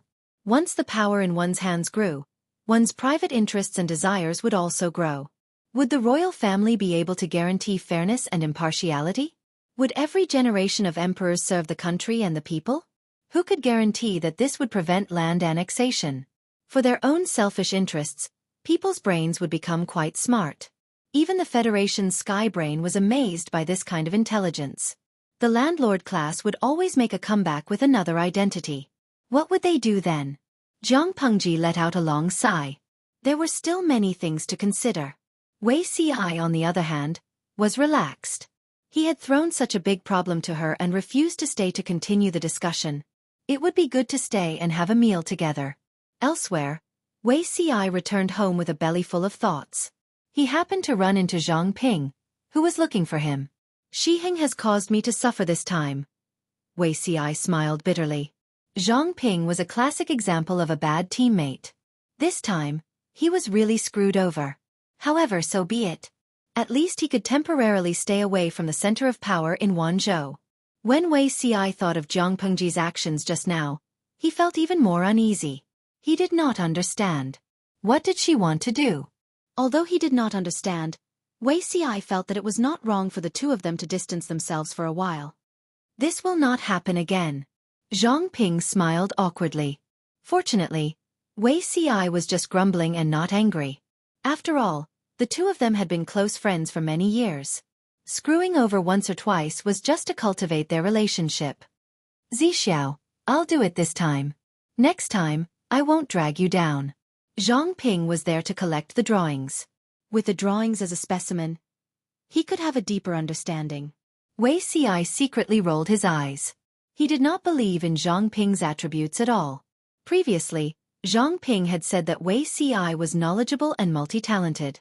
Not only did he dabble in the 5 elements and 8 trigrams, Qimen Duanjia, but he also worked on architectural design. He was good at calligraphy and painting, and he knew everything. Zhang Ping was not bragging. Wei Ci really knew these things. His level of attainment was not low. If not, Master Yuan Jing would not have pestered him for so many years. Wei Ci went to the study to retrieve a few scrolls of drawings. The paper used was the best bamboo paper. Bamboo paper. Zixiao, did you draw this? Zhang Ping noticed that Wei Ci was holding a huge piece of silk cloth with patterns drawn on it, as well as an exquisite framed picture scroll. The original drawing is on the silk cloth. The previous owner did not preserve it well and insects grew on it. I almost couldn't tell what it looked like. Wei Ci's drawings were taken from the ancestral home of the Wei family in Langjia. Even though the Wei family had fallen from grace, their ancestors were once illustrious.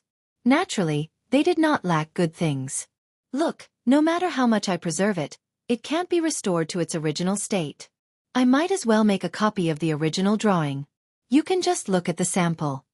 Zhang Ping made an O sound and unfolded the large stack of paintings that Wei Ci had carefully stored. The paper of these scrolls had obviously been carefully cut. They were of different lengths and widths. Some were 8 or 9 inches, while others were more than 10 inches. Most of the cities in the blueprint were built during the golden age of the Great Xia dynasty.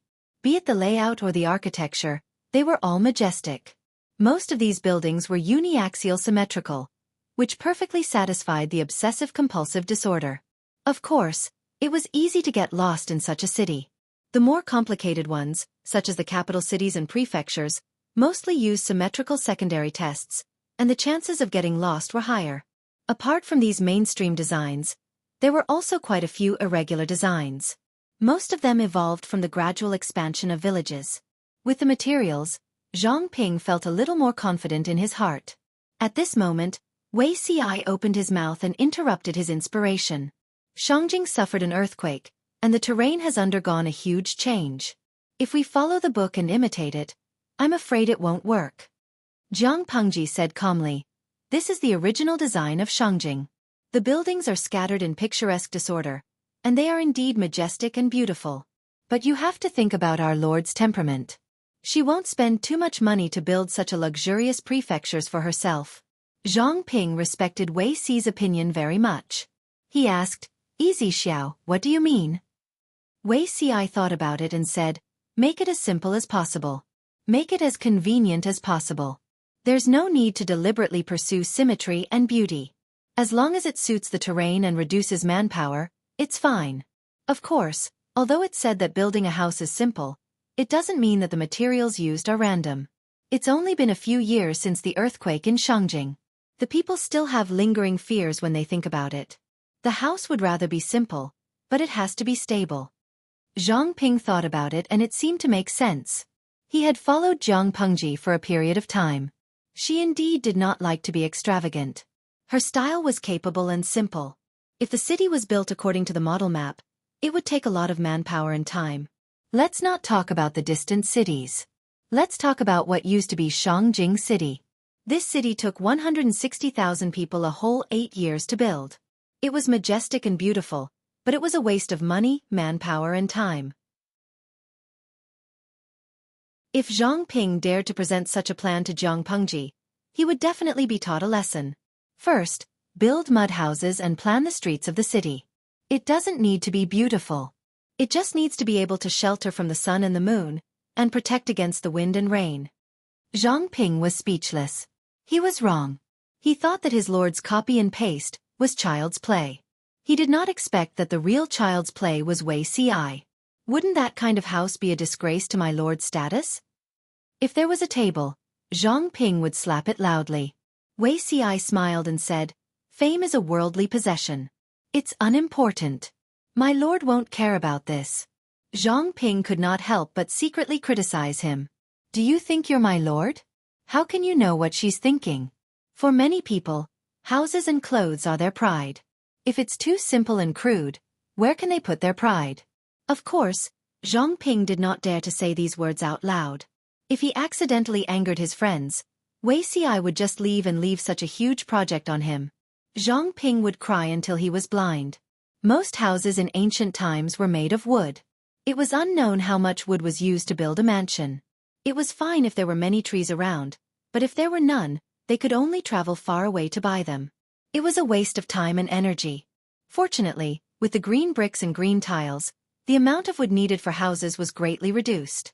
Even so, it was still an astronomical figure.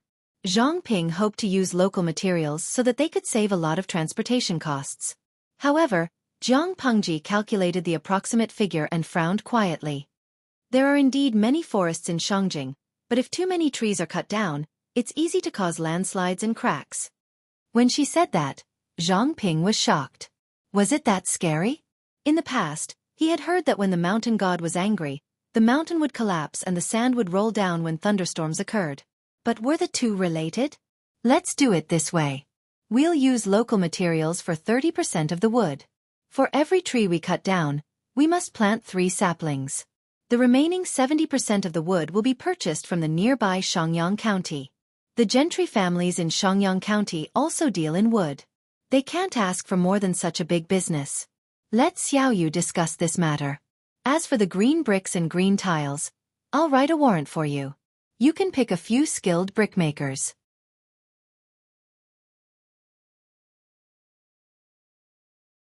Chapter 823.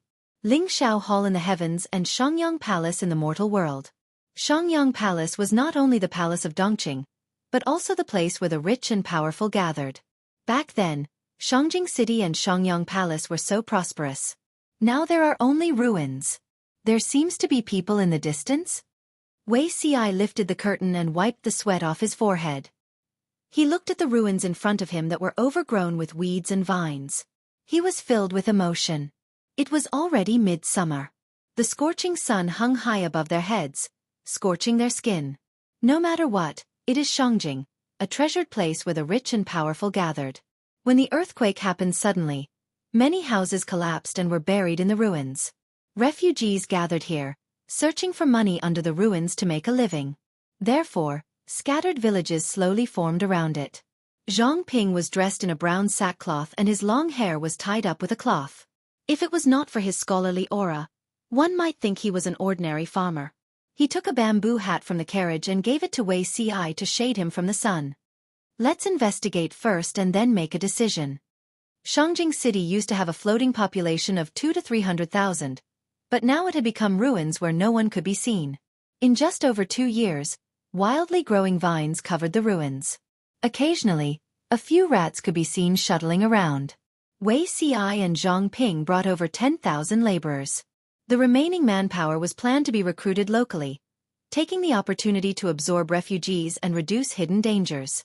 The two spent a few days walking around Shangjing City and the nearby mountains, familiarizing themselves with the surrounding terrain and replanning the layout of the city. Wei Xi's memory was excellent and he had a photographic memory. In just a few days, he memorized the surrounding terrain and drew them on paper. After some discussion, the two compared the original layout of Shangjing City and made some improvements and adjustments to the layout of the state capital. I really wonder if there is anything in this world that you can't do. Zhang Ping came back from outside. His exposed cheeks and neck were scorched black and red by the scorching sun. His clothes were soaked in sweat, dry and wet, wet and dry again. After a busy day outside, Zhang Ping was so thirsty that his throat was about to emit smoke. When he returned, he gulped down a mouthful of water. He saw a huge piece of bamboo paper on Wei Xi's table. On it, a plan of a city was drawn with fine charcoal. As for why Wei Xi wanted to use the trimmed charcoal to draw, Zhang Ping did not ask since Wei Xi answered so quickly. There is a limit to one's strength, and the will of the heavens cannot be changed. Xi is just an ordinary person. There are still many things that I don't know how to do. Wei Xi smiled as he carefully rolled up the finished product and put it away. He took out another roll of paper from the side and slowly unrolled it. Compared to the previous drawing that seemed to be drawn with a ruler, this drawing was much more casual. These are the villages, mountains, and forests near the old site of Shangjing City. The soil in these places is quite sticky and suitable for making green bricks. There are also villages gathered nearby, and they add up to 1,000 people. We will recruit the people nearby and have them build a direct road to Shangjing. The amount of wood, stone, and sand needed to build the city is huge. We can't just use them in one place. The materials used to build the city weren't expensive, but the transportation costs were. Wei Xi calculated carefully and decided to spend manpower to build the main road first. Once everything was ready, he would start building the city. As big as Shangjing was, the ruins of the entire city still had to be carefully cleared out. Those that could be reused would be reused to save costs, and those that could not be reused would be disposed of. Zhang Ping casually waved his hand and said, "You can decide." Wei Xi's expression froze, and he looked at Zhang Ping with some hidden bitterness. People like Zhang Ping were described as pig-headed teammates. Under the scorching sun, Zhang Ping and the others were sweating profusely. Their immediate superior, Jiang Pengji, was holding a watermelon and chatting with Cheng Cheng. The watermelon production was limited, and most of it was supplied to meritorious subordinates. The rest was thrown to the guest house and sold to the customers. With Jiang Pengji's support, the official restaurant, the guest house, had been opened all over Wanzhou. There was one in every county in the territory. With new dishes and management methods, it quickly gained a foothold in the local area. According to Jiang Pengji's instructions, the guest house took the medium to high-end route. The recipes of ordinary home-cooked dishes were released to the people for free, so that the guest house wouldn't clash with the restaurants opened by the people and steal their rice bowls. The more guest houses opened, the more jobs they could provide, and the more disabled soldiers or the relatives of the deceased could be settled. When had the people ever seen such a novel fruit as watermelon? For a while, the business of the guest houses improved a lot, and the daily net profits were constantly rising. Jiang Pengji ate the watermelon while looking at the accounts sent by the various guest houses. The guest house's business is good, but the profits aren't good. Cheng Cheng's wife was in charge of the internal affairs. She didn't know much about the business, but she knew that the restaurant didn't make much money. Jiang Pengji looked at the accounts and felt a little satisfied. The managers of the guest houses were smart enough not to cheat on the accounts, so it didn't take her long to finish reading. How can a big city like Wanzhou rely on the guest house's business to maintain its expenses? It doesn't matter how much profit it makes. Jiang Pengji smiled and said, "The guest house was established to give the disabled soldiers a place to go, and the orphans and parents of the deceased a place to rely on. It doesn't matter if it makes money or not. What's important is that it can reassure the people. When the soldiers see that their families are properly settled, they can also rest assured on the battlefield. If we don't settle them down properly, first, it will chill the hearts of the soldiers, and second, it will force these people from good citizens to become refugees. Mr. Cheng is more knowledgeable than me, so you should know what kind of situation it will be when there are more refugees. How many bandits were born as refugees? What was the difference between refugees and refugees in ancient times? Wherever there were more refugees, social security would be poor, and crimes would occur every few days. Stealing and fighting were considered minor, but what was scary was breaking into houses to rob, kill, or kill women and children. Such cases were not uncommon. Why was Wanzhou stable? It wasn't because the number of refugees had decreased, but because more and more refugees had been granted amnesty and returned to their homes and fields. Cheng listened to Jiang Pengji's words and thought for a while. Then an idea flashed in his mind. He said, "Is it possible that the governor built the provincial government for this reason?" Cheng originally thought that Jiang Pengji spent money to build the provincial government for her own enjoyment, but later felt that it was unlikely. Now that he heard her say this, Cheng suddenly understood. Spending a huge amount of money to build the provincial government was secondary. The real purpose was to provide a large number of jobs and attract refugees to work there. In the minds of many people, forced labor was free physical labor that could easily lead to death, so no one was willing to do it. But Jiang Pengji had set a precedent by using paid labor to attract people to work there.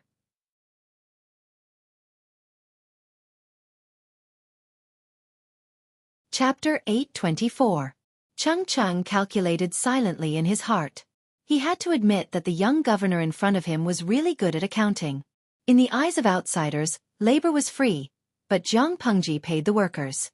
That was a stupid move. Was that the truth? Cheng didn't think so. Jiang Pengji seemed to be at a disadvantage, but she was actually taking advantage of everything. Young people nowadays are really shameful. Cheng sighed. The girl in front of him was a few years younger than his youngest son, but she was ahead of everyone else. Jiang Pengji said humbly, "You flatter me, Mr. Cheng. I still have a lot of things I don't understand and need your guidance." Cheng smiled and waved his hand. "I'm old and useless. I only hope that I can live the rest of my life in peace." Jiang Pengji smiled and said nothing, but she snorted coldly in her heart. If Cheng was the kind of person who preferred stability, he wouldn't be so troublesome. Speaking of troublemakers, the person in front of her was also a troublemaker. What was Cheng doing? This person spent a lot of time and finally came up with a way to use different patterns to punctuate sentences. In fact, most scholars had their own habits of reading sentences, and they often used small symbols that they were used to mark sentences. On this basis, Cheng proposed to use a unified symbol to punctuate sentences. At present, he was worried about what pattern to use. Since it was a symbol used to punctuate sentences, the symbol naturally couldn't be too complicated, but it couldn't be without a symbol. He scratched his head and thought of several patterns, but he was not satisfied with them, so he looked for Jiang Pengji and asked her to give him some suggestions. Seeing the pattern that Cheng sent, the audience in the streaming room exploded before Jiang Pengji could come up with any ideas. Eugene Xiang, oh my god, is this the ancient version of punctuation? But other than the dot and circle, I can't recognize anything else. Cheng gave a variety of symbol designs. The simpler ones, such as solid black dot and hollow circle, and the more complicated ones were similar to the Oracle bone script. The former was considered simple, but the latter was cumbersome and complicated. Jiang Pengji looked at it carefully, but she still felt that the patterns were too complicated and not concise. She was straightforward. Cheng heaved a long sigh and said, "It's indeed complicated. If it's used for writing, it looks gaudy and affects the beauty of the paper. Some of the diagrams are too large, and they are not simple to use. This matter is really worrying." Cheng was extremely worried, and the audience in the live broadcast room suddenly became excited. They felt that punctuation could be used. If they could see familiar punctuation in the live broadcast room, they would feel a sense of accomplishment. Li Wushuang, streamer, let me introduce something good to you. Our punctuation marks here are pretty good. The audience in the streaming room was enthusiastic, and Jiang Pengji had the same intention. She took out a new piece of paper and pretended to think for a moment. Then she picked up a pen and drew a dot and a line. Cheng looked at it carefully. "What is the meaning of this, my lord? I thought that the words we learned today are made up of dots and lines. Since you want to create symbols to punctuate sentences, why don't you evolve it on this basis?" Jiang Pengji drew and wrote at the same time. Cheng's eyes gradually lit up, as if he had received great inspiration. "According to what my lord said, a dot and a line can be used." Cheng Ching thought about it and drew a small circle on the paper with a pen. It was a full stop that the audience was familiar with. Such a small circle is concise and clear. If the blank space in the middle is painted, it will look different. Zhang Pengji said with a smile. Exactly. You can also add a stroke to the black dot. It's also simple and easy to remember. She drew a comma. The black dot had a tail hanging from it, and it looked like a tadpole. The pattern was not big, and the image was concise and to the point. It was indeed easier to remember than the pattern that Cheng Cheng had just come up with. Cheng Cheng was suddenly enlightened. Inspiration swarmed in, and he hurriedly extended his creation on this basis. Zhang Pengji guided him from the side, and in a short while, she came up with a few basic symbols. Every time one was added, the bullet screen in the live broadcast room became lively as if it was a festival. They did not witness the birth of the symbol, but they witnessed the entire process of the symbol growing from nothing to something in another dimension. It was a great sense of accomplishment. The person who was more excited than the audience in the live broadcast room was Cheng Cheng. The pattern in front of him was very simple, but in his eyes, it was a rare treasure. With symbols, it was natural to give these symbols meaning. Zhang Pengji pointed at the full stop and said, "A circle is a circle. Why don't you use this pattern to end it?" Cheng Cheng nodded and immediately made a mark near the full stop. He pointed at the comma and said, "According to what my lord said, this symbol has the intention of extending. Why don't you use it to stop?" Zhang Pengji agreed with Cheng Cheng's suggestion. After all, the comma was originally used to stop sentences. After discussing for the whole afternoon, Cheng Cheng's spirits were still high. His eyes were shining. When Cheng Cheng returned home, not to mention his wife, even his youngest son and daughter could see the joy on their father's face. "Father, what good thing happened to you? Why are you so happy?" Cheng Yuan had been tired all day in the government office. He felt that his arm did not belong to him. He did not know why his father was so happy. There were so many things happening in Wanzhou that it was scary. When Cheng Yuan was buried by the documents, he also felt a little remorseful. Why did he walk right into the trap? Cheng Cheng smiled and stroked his beard. He said, "Naturally, it's because there's been progress on the sentence reading." Really? Cheng Yuan knew why his father had been worried recently. Because of this, he had not been able to sleep well all night. Now that there was a breakthrough, as his son, Cheng Yuan was naturally happy for his father from the bottom of his heart. Of course it's true. Cheng Cheng glanced at his son and said with some disdain, "There's no end to learning. You have to work hard." In the beginning, Cheng Cheng was quite satisfied with the knowledge of his two sons, but compared to Zhang Pengji, he felt that he despised everything. Cheng Yuan could be said to be extremely innocent after being suddenly lectured by his father. He had not been slacking off recently. Why did his father suddenly give him a warning? At the same time, the city gate had been locked, but a large group of carriages arrived outside the city. They thought that it was a passing caravan that would soon turn to another place to spend the night and enter the city at dawn. Who knew that the other party would stand outside the city in a daze and have no intention of moving? The soldiers guarding the city felt that something was wrong and sent someone down to inquire. "Who are you? Where are you from?" "We're from out of town. We're here to seek refuge with our relatives." The person who replied was a servant dressed as a child. Although he spoke in Dongqing's official language, his pronunciation was stiff and it was a little difficult to listen to. When the soldier heard the other party's accent, his brows furrowed fiercely. His tone was a little forceful, and he bluntly chased them away. "Now that the city gate has been locked, if you want to enter the city, come back tomorrow." The servant smiled apologetically and handed over a money pouch filled with broken silver. "Brother, please don't be angry. It's late at night and it's really not suitable to sleep in the wild. Why don't you do us a favor and help us pass a message to our master's relative to come out?" The soldier did not dare to accept these benefits. The higher-ups were very strict in this regard. He roughly pushed the money pouch back and asked casually, "Who is your master's relative?"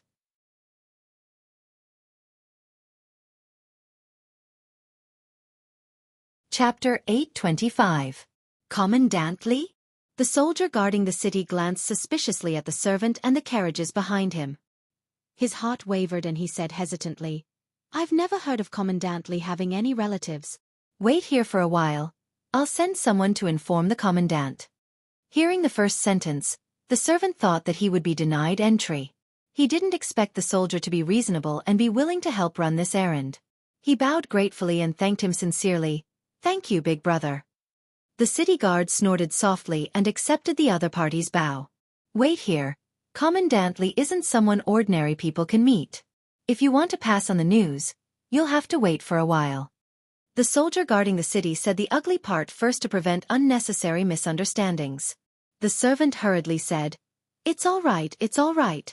As long as we can meet the general, it's all right to wait a while longer." The city guarding work wasn't under Li Yun's jurisdiction. The soldier guarding the city could only pass on the news one level at a time. There was a long detour in the middle. By the time Li Yun received the news, he had already slept for a while. Relatives. As a martial artist, Li Yun had always maintained the habit of sleeping lightly. He would wake up the moment there was movement outside. When he heard someone pass on the news that his relatives were outside the city, he was stunned. He thought he was dreaming. Where did his relatives come from? Li Yun's reaction was misunderstood by his subordinate. He said angrily, "Could it be that the people below are making fun of me?" What time was it now? It was indeed a little too much to come in the middle of the night to make people sleep well. Hearing his subordinate's words, Li Yun waved his hand and got up to take down his outer robe from the clothes rack. He casually said, "Let's go take a look." The subordinate was stunned. Could it be that the people outside the city were really Commandant Li's relatives? It was already the middle of the night.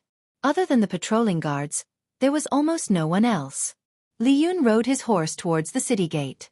When the soldier guarding the city saw Li Yun, he suppressed the excitement in his heart and bowed in fear and trepidation. Although Li Yun was a young lad, he was good-looking and good at fighting. His future was limitless. To these soldiers, they were Li Yun's fans, and Li Yun was their idol. Who wouldn't be excited to be able to talk to their idol face to face after staying at the city gate and enduring the wind and rain? Li Yun suddenly jumped off the horse and flung the reins. With a cold expression he asked, "Where is he?" Zhang Pengji and the others wanted Li Yun to be a man of few words in front of outsiders. This was the only way to maintain his dignified demeanor. Li Yun deeply felt that he was right. Normally, he restrained his impulse to speak and gradually established a quiet and aloof public image. The guard hurriedly caught up with Li Yun and bowed slightly. He said respectfully, "Those people are still waiting outside the city." Li Yun took out his token and ordered, "Open the city gates." The tall and heavy city gate opened up to the width of a person, and dim candlelight seeped through the gap.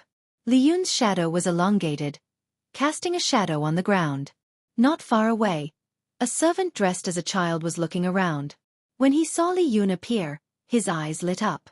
His appearance, demeanor, stature. If he was thrown into a crowd, he would be the center of attention. This person was definitely the one he was looking for. To ensure Li Yun's safety, there was a troop of soldiers behind him. The servant hurried forward, but unexpectedly, he was stopped by the guards. Li Yun waved his hand and said, "No matter, let him come forward to talk." The servant felt as if someone had poured a bucket of cold water on his head. His agitated emotions calmed down a lot. Li Yun asked him, "You said that your master is my relative?" At the same time, Li Yun sized up the servant. Although he was a servant, his attire was better than that of a commoner from a wealthy family. Li Yun did not remember having such a distinguished relative. He and his honored master depended on each other on the mountain. He had not even seen his adoptive parents in name a few times. How could he be a relative? The servant was about to speak when he heard a cold snort. The voice was not loud, but it was very clear, as if it was ringing in his ear. When Li Yun heard this voice, his first reaction was, "This person is a master of internal martial arts." His second reaction was that he was so moved that he almost cried. "I haven't seen you for more than 2 years. My disciple is so impressive." It was clearly a reprimand, but there was an indescribable pampering and joy in the voice. Li Yun was so excited that he almost forgot to speak. It was only when Xueqi finished speaking and alighted from the carriage that he came to his senses. He saw Li Yun stride forward and kneel on the ground with a thud. He bowed and said, "Master, your disciple is unfilial. I was unable to welcome you from afar." The person who came was none other than Li Yun's honored master, Xueqi. When Xueqi failed to assassinate the Zhongzhou Empress, He dragged his good friend, the great scholar of Zhongzhou, Wan Xian, and fled for his life. Relying on his rich experience, Xueqi and his men avoided the imperial notice posted by the Zhongzhou imperial family and left Zhongzhou without a hitch. Just as the war in Chenzhou was heating up, Xueqi was worried that he would be dragged into the battlefield.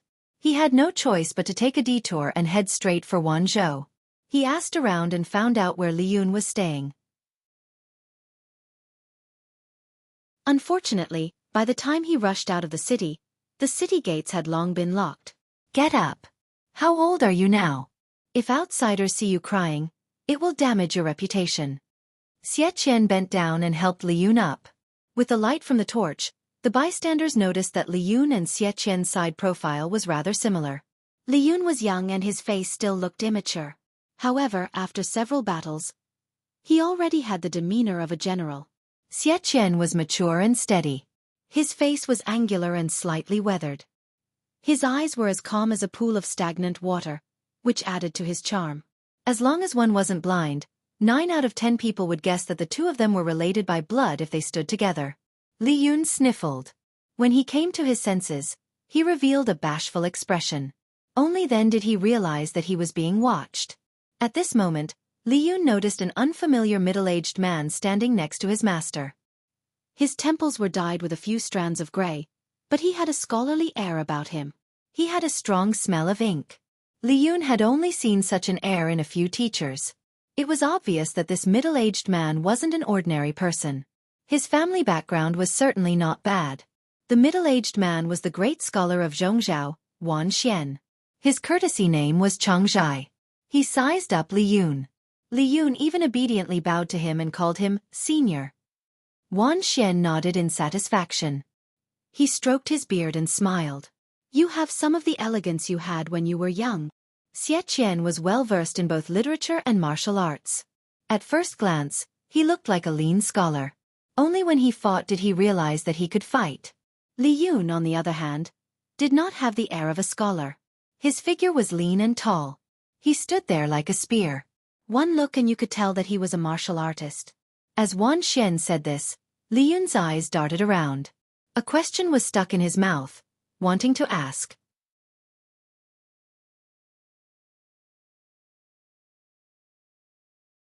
Chapter 826. Could it be as Lu Shi said, that he and his master were not master and disciple, but father and son? Wan Xian also said that he resembled his master when he was young. This piqued Li Yun's curiosity, as if a few kittens were gently scratching him. Xueqi sighed softly and said, This is not the place to talk. Can we enter the city for a chat? Li Yun hurriedly said, Of course. Please follow me, master and this gentleman. After all, he was Li Yun's relative. Even Li Yun acknowledged him, so the city guards naturally had to open the city gates to let them in. The city was quiet. Occasionally, the sound of the night watchman could be heard. Li Yun brought him back to his mansion. Although his house was only a 2-level mansion, there were still many empty rooms. Xueqi looked at him and felt gratified. Looks like you've been doing well these past few years. Wanzhou was the place where the Tsing-Yi army and the Red Lotus group wreaked havoc the most. But now the buildings in the city were lined up neatly, the streets were wide and tidy, and the air was fresh and clean. It was unlike other cities, where the streets were filled with filth and the air was filled with foul odors. Li Yun invited Xueqi to sit in the seat of honor. His eyes were filled with admiration. Master! In the end, Li Yun was so nervous that he could not speak. It was as if thousands of flies were buzzing in his head. Xueqi took a sip of tea and casually raised his head to look at Li Yun, who was kneeling not far away. He asked calmly, What's the matter? Li Yun stammered, unable to speak. After all, it was somewhat shameful to ask his master if he was his biological father. What if it was a misunderstanding? Master left a letter in the thatched cottage, saying that he wanted to seek revenge. Then, did he succeed? Li Yun cowered and changed his question at the last minute. If Li Yun dared to look up, he would have realized that Xueqi's bearing was not something an ordinary martial artist could have. One's temperament changed one's body. That was obviously a noble bearing that could only be cultivated in a wealthy family for a long time. How was it like living in seclusion in the mountains for more than 10 years? Hearing Li Yun's question, Xueqian's hand that was holding the tea paused. He almost spilled the tea. Xueqian was also a martial artist. His kung fu was unusually stable. To make him make such a mistake, it was obvious how lethal Li Yun's question was. No, I failed. Xueqian squeezed out these words through gritted teeth. Li Yun lowered his head and asked weakly. He seemed to have accepted his fate. Earlier, I met my lord's father, the Chongzhou magistrate, Lu Shi. He said that he and my father were childhood friends. He even said that this disciple is not only master's disciple, but also very likely to be your biological son. Master, is this true? Xueqian tilted his head and searched his mind for Lu Shi's face. He hadn't seen Lu Shi for many years. The impression he had of Lu Shi was still that of his youth. Li Yun saw that his master did not reply for a long time. His heart sank and almost sank to the bottom. What do you mean by very likely? It's true. Xueqian added in a slightly displeased manner. His own son had been taken in as a subordinate by his enemy's daughter, and this matter was quite stifling. More importantly, the relationship between Xueqian and Lu Shi was not as good as the latter made it out to be. When Li Yun heard this, he suddenly raised his head in astonishment, unable to contain his joy. After a long pause he spat out a word. Father! Xueqian nodded lightly. Yes. On the other hand, Li Yun was stuck. The expected reunion between father and son was supposed to be a touching reunion. Why was it so dull? Father. Then why don't you acknowledge me as your son? Li Yun felt a little wronged. He and his adoptive parents only met twice a year. The person he interacted with the most was Xueqian. When he was young, he often wondered why his master was not his father. Xueqian lowered his eyes and said, When did I not acknowledge you? Li Yun was stuck again. A teacher for a day, a father for life. The family spear technique needs to be passed down from master to disciple. Since I am your master and your father, when did I not acknowledge you? Li Yun was speechless. What he said made so much sense that he was speechless. Then this surname. Li Yun lowered his head and struggled for a while. His mood also lightened up. Your father was chased out of the family. Naturally, your surname cannot be Xie. Xueqian answered matter-of-factly. He continued, In that tragic case, I brought you along and luckily escaped. In my muddle-headedness, I forgot who I was. I wandered all the way from Hejian County to Fengyi County. Later, I was taken in by the Li couple. That family had no children for many years, so they adopted you. When your father remembered who I was, you were already 2 years old. Li Yun's original name was Li Gozhu. The blood clot in Xueqian's brain slowly subsided and he regained his memory. Suddenly, his head hurt. He, Xueqian, was well versed in both literature and martial arts. Yet, his son had such a lowly name. However, he was too embarrassed to argue with the couple. He simply let that name be Li Yun's nickname and even made the decision to give him a nice-sounding name. Yun meant that he was wealthy and well-versed in both literature and martial arts. It was much better than Gozhu.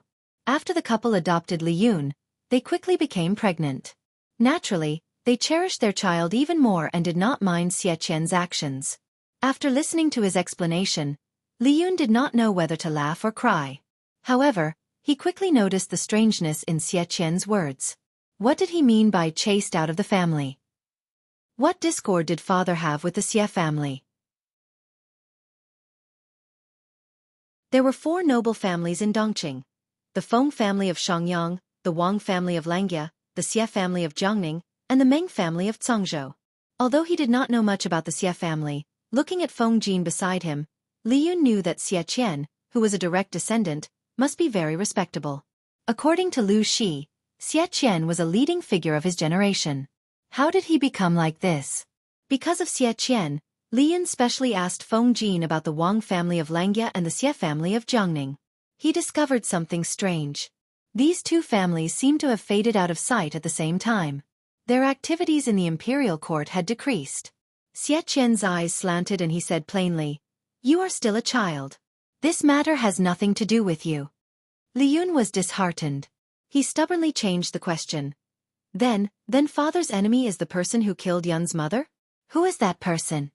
This time, Xueqian did not avoid the question. Instead, he said, "A demon." This monstrous genius wasn't just a curse. It was a real monstrous genius. Li Yun wanted to continue asking, but when he saw Xie Qian's calm face, all his courage disappeared. Then, will father still leave? Li Yun's goal in life was very simple. He wanted to take care of his master, marry a wife, and have children. With his persistent efforts, he finally had a sliver of hope for the latter. If his master left, who would he take care of? "I'm not leaving." These 3 simple words were like music to Li Yun's ears. "Tomorrow, introduce me to him," Xie Qian said. "Introduce. There are some things that I need to discuss with your lord. Even if I can't find Lu Shi, it will be the same if I can find his daughter."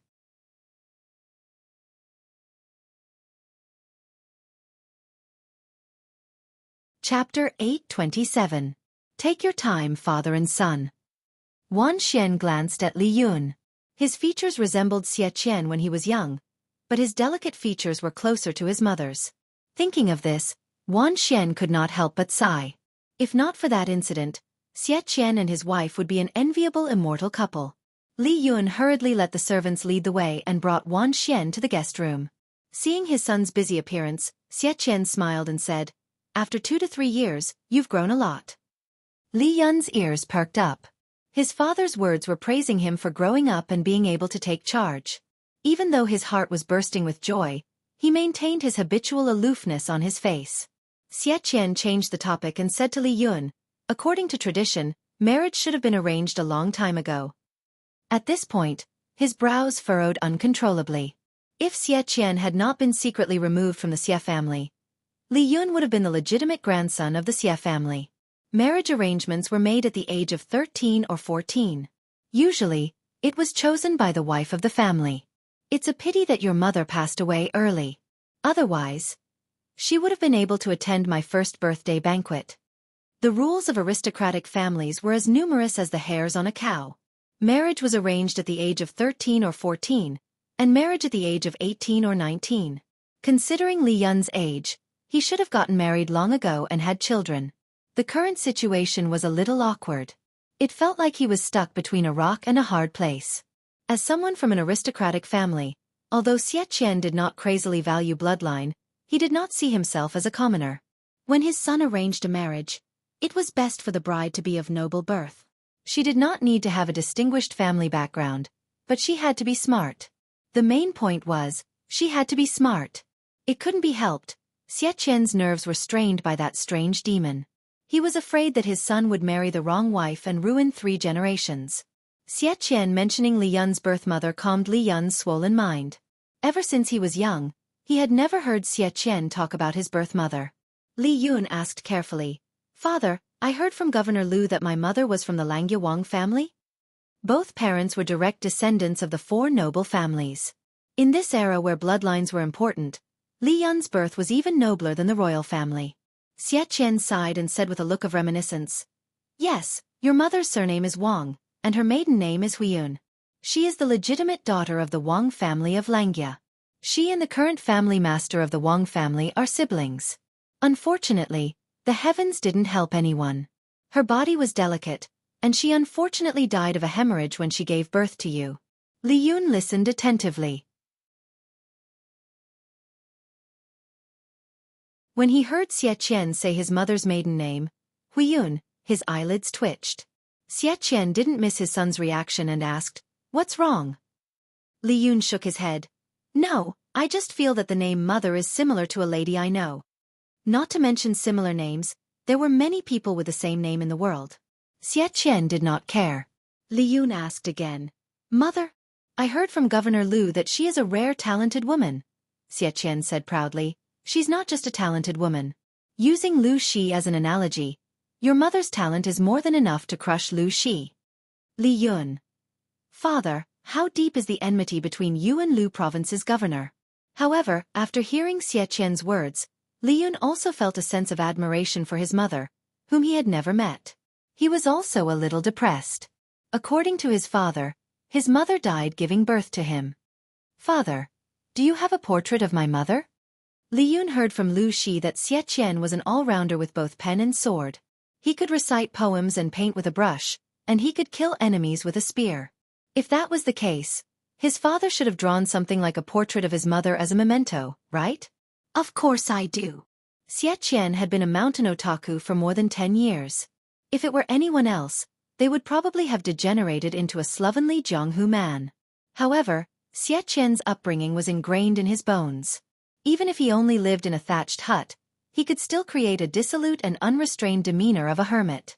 As a single father who raised his son to make a living, he did not neglect his other skills. His brush and ink were still outstanding. To prevent his memory from fading, he drew several portraits and carried them with him. Li Yunxing hurriedly opened the portrait. When he saw the person's face, he was instantly stunned. If he was not sure that Lady Huijun was younger than him by a few months, he would have suspected that she was his mother. "Isn't this Lady Hui?" he muttered as his forehead was hit. How rude. He did not call her mother, but Lady Hui. Was this fellow rebelling? Li Yun hesitated for a while and said honestly, "Father, I have seen the person in the portrait." Xueqi's heart jumped to his throat. His son had seen that evildoer? "When did you see her?" "Yesterday." Li Yun explained. "There is a lady in the Lord's backyard. She looks similar to the mother in the portrait, but her temperament is very different." The Wang Huiyun in the portrait had a temperament like an orchid, elegant and refined. She wore a luxurious dress and stood among the flowers. Her right hand was placed on her slightly protruding abdomen. There was a faint smile on her face. Her entire person was shrouded in the halo of maternal love. When people saw the portrait, they were first attracted by her temperament, then they noticed her appearance. Even through the portrait, they could guess that this was a talented woman who had read extensively. Only by immersing herself in this field for a long time could one cultivate such a temperament. As for Lady Hui, who Li Yun had seen before, she was also a beauty beyond compare. However, that kind of beauty was dazzling and dazzling. One was reserved, the other was flamboyant. Hearing Li Yun's words, Xueqi immediately became vigilant towards the woman who looked like his wife. Without waiting for Xueqi to regain his senses, Li Yun carefully kept the portrait and said shyly, "Father, what is it?" "Your son has a woman that he admires." Li Yun did not want his father to decide on his engagement. It would be better for him to confess now to avoid unnecessary trouble. Xueqi was speechless. Although he had unwillingly lowered his standards for choosing a wife, Xueqi really did not want his son to marry an illiterate vulgar woman from the mountains. Xueqi immediately pictured in his mind a woman with a mouth full of yellow teeth, spittle flying everywhere as she spoke, black dirt hidden under her nails, noisy eating, snoring like thunder in her sleep, scolding and scuffling with others. His vision darkened and he almost stopped breathing. "Son, don't take things too hard." Xueqi's heart trembled as he asked, "Which family is it?" He did not care if it was a free love, he just wanted to know which family it was. Even if it was a peasant girl, he would accept it. He only hoped that his upbringing was not wrong. "Hujian's Shangguan family. I wonder if father has heard of it?" Li Yun said a little embarrassedly. "Her name is Shangguan Wan." Hujian's Shangguan family? Xueqi knew this. He had already prepared for the worst but did not expect Li Yun to give him a surprise. "The wife of the Shangguan family is not bad. Does that mean father agrees?"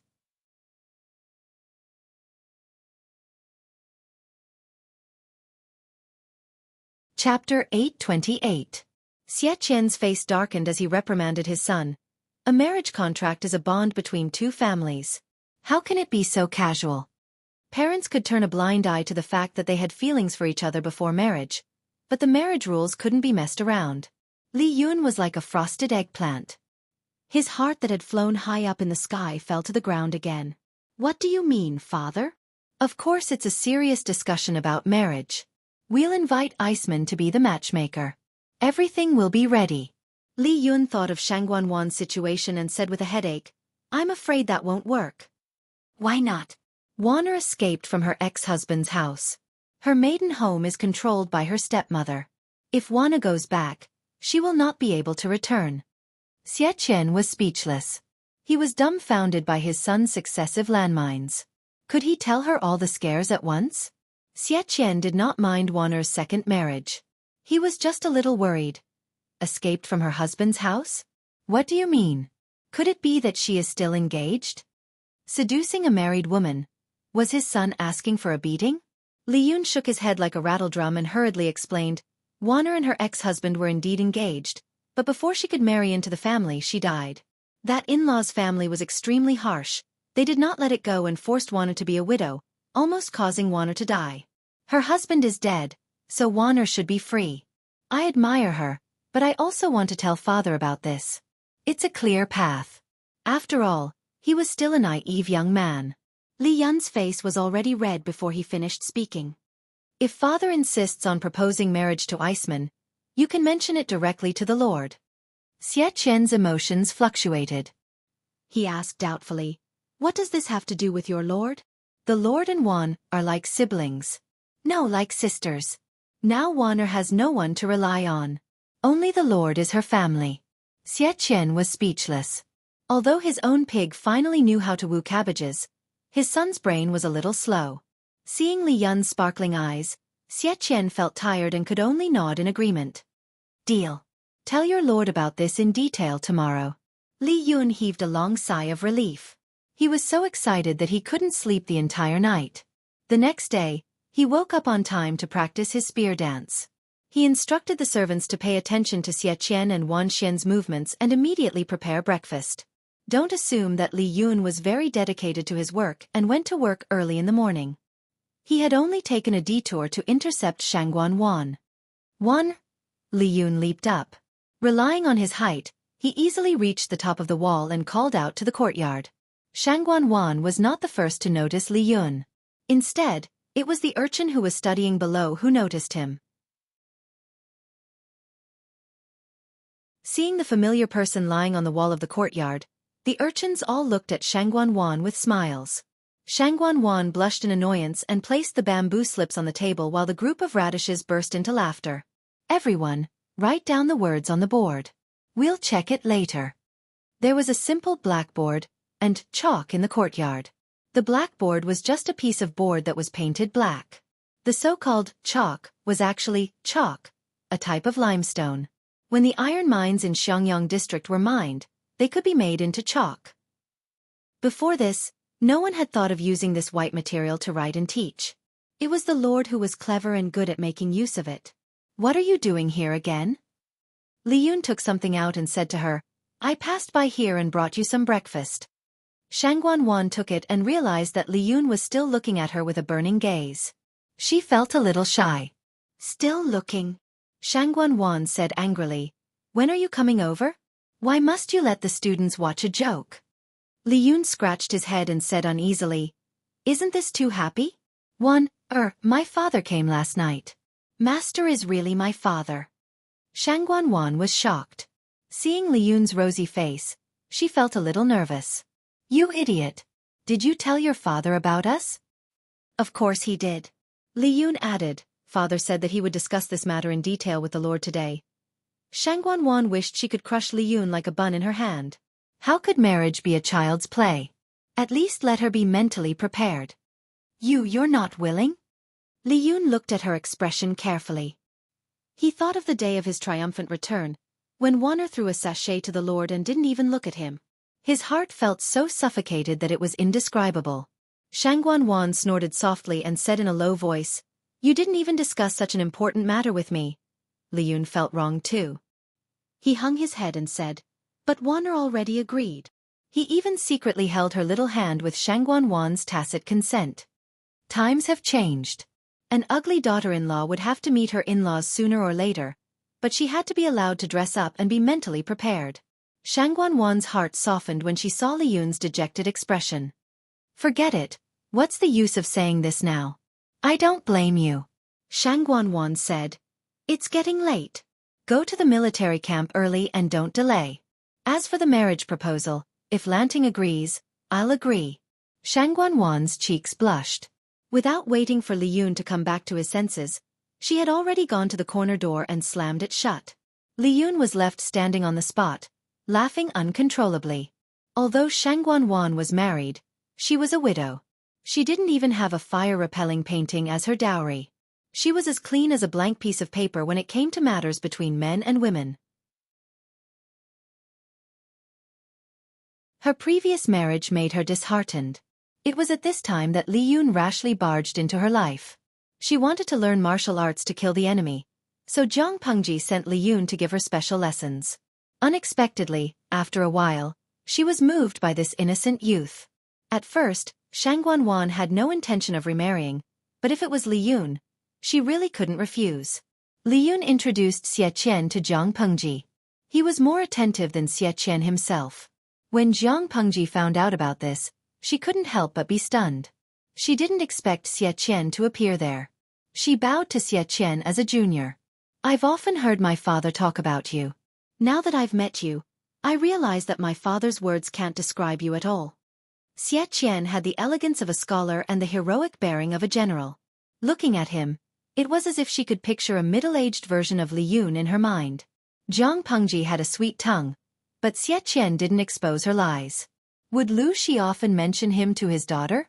She wouldn't even dare to do so in her daydreams. Lu Zhongqing's daughter is indeed extraordinary.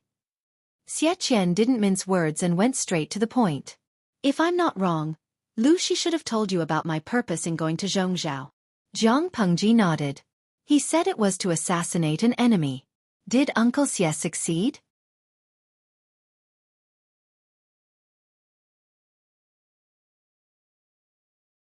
Chapter 829. Evildoer. Jiang Pengji's gaze shifted and she secretly clenched her right hand. Her tone was filled with murderous intent. "I heard my father mention that evildoer. It was said that she was the culprit behind my mother's death. However, she was omnipotent and had extraordinary abilities. My father couldn't do anything to her." Xie Qian had been observing Jiang Pengji's reaction. Seeing her reaction, he knew that she knew a lot of inside information. Lu Shi was a big-hearted person. He told such an important matter to his child. Wasn't he afraid that his child would do something stupid out of impulse? Xie Qian did not tell Li Yun the truth about his mother's death. He was actually afraid that his child would do something stupid out of impulse. That evildoer was not simple. Even the master said, an ordinary human body could not hurt the evildoer at all. To put it bluntly, going there would be suicide. Rather than saying that she has omnipotent abilities, it's better to say that the person she hooked up with is powerful. Xie Qian sneered mockingly. His eyes were filled with obvious disgust and contempt. He continued, "Perhaps no one in the world can compare to her in terms of seducing the master." Jiang Pengji nodded in agreement. She smiled and said, "Since ancient times, heroes have a weakness for the charms of beauties. Even heroes among men are like this, let alone those ordinary people who are controlled by their bodies. I'm just a little curious. My father said that the evildoer has evil methods that are beyond imagination. She is comparable to Daji, who seduces the master. Why didn't any master teach her a lesson?" From the information obtained so far, it was known that there were no immortal techniques in this world, but there were methods beyond imagination. For example, Monk Liaochen of the Hejian Buddhist temple. He could read one's face and know one's fate. Xie Qian frowned. Jiang Pengji's question was one that he could not understand. "All these years, I have secretly visited many hermits and masters. I know some inside information." Xie Qian said, "That year, when I found out that my wife's body was possessed by this evildoer, I immediately thought of the ancient fox demon who possessed Su Daji. Before that, I didn't believe in deceiving gods. But facing my wife who was completely unfamiliar, I had to believe in her. I had no choice but to secretly seek help from a master." Xie Qian sought help from Monk Liaochen of Hejian. Unfortunately, the news was leaked and the evildoer was alarmed. "I heard father say that you're looking for Master Liaochen." Xie Qian nodded with a bitter smile. "Yes, Master Liaochen." Unfortunately, before he could even see Master Liaochen, the evildoer had already discovered his intentions. The evildoer took the opportunity to ambush him and heavily injured him. Later, he encountered bandits who wanted to kill him. Xie Qian had no choice but to risk his life and jump off the cliff with his infant son. Fortunately, he won the bet, and the vines and branches on the cliffside saved his and his son's lives. Jiang Pengji's streaming room was still open. When Xie Qian first appeared, many viewers expressed that the uncle was really charming. Everyone was silently praising the uncle's looks. When they heard the conversation between the two, The bullet screen on the live broadcast screen changed in unison. Atlantis. Does old handsome Xueqi mean that he found out that his wife has been transmigrated? You are amazing, my ancient people. Izhan Mingming. That's normal, right? After all, they were partners sharing the same bed. How could he not notice? Yen Rian. I'm a little confused. Who can explain what's going on? Zusho Chojio. Do you remember that there's a transmigrator in the host's world? According to the content of the previous live broadcast, this transmigrator took over Xueqi's wife's body and was later discovered by Xueqi. The transmigrator took the initiative to kill Xueqi's infant son, Han Mei. Xueqi and his son were lucky enough to survive. Of course, they would think of a way to take revenge. Kumo Lemonade. This transmigrating isn't something that the person can control, right? But that transmigrator is really too much. Not only did she take over the body of someone else's wife, she also wanted to kill the husband and son of this body. But Xueqi also wanted to kill the transmigrator. If I were a transmigrator, I'd rather live than die. Even though I feel guilty, everyone wants to live, right? Liang Pin Puzi. I don't think this matter can be put into the same category. Everyone wants to live, but what the transmigrator did was really too much. According to what we know, not only did this transmigrator want to kill Xueqi and his son, but she also killed the host's mother and her first two brothers. Remember Lu Huan, the illegitimate daughter of the Lu family? According to the analysis of the gods, Lu Huan is the daughter of the transmigrator and Prince Changsho. Remember Lu Huan's husband, Wuma Jun is the son of the transmigrator and the emperor of Dongqing.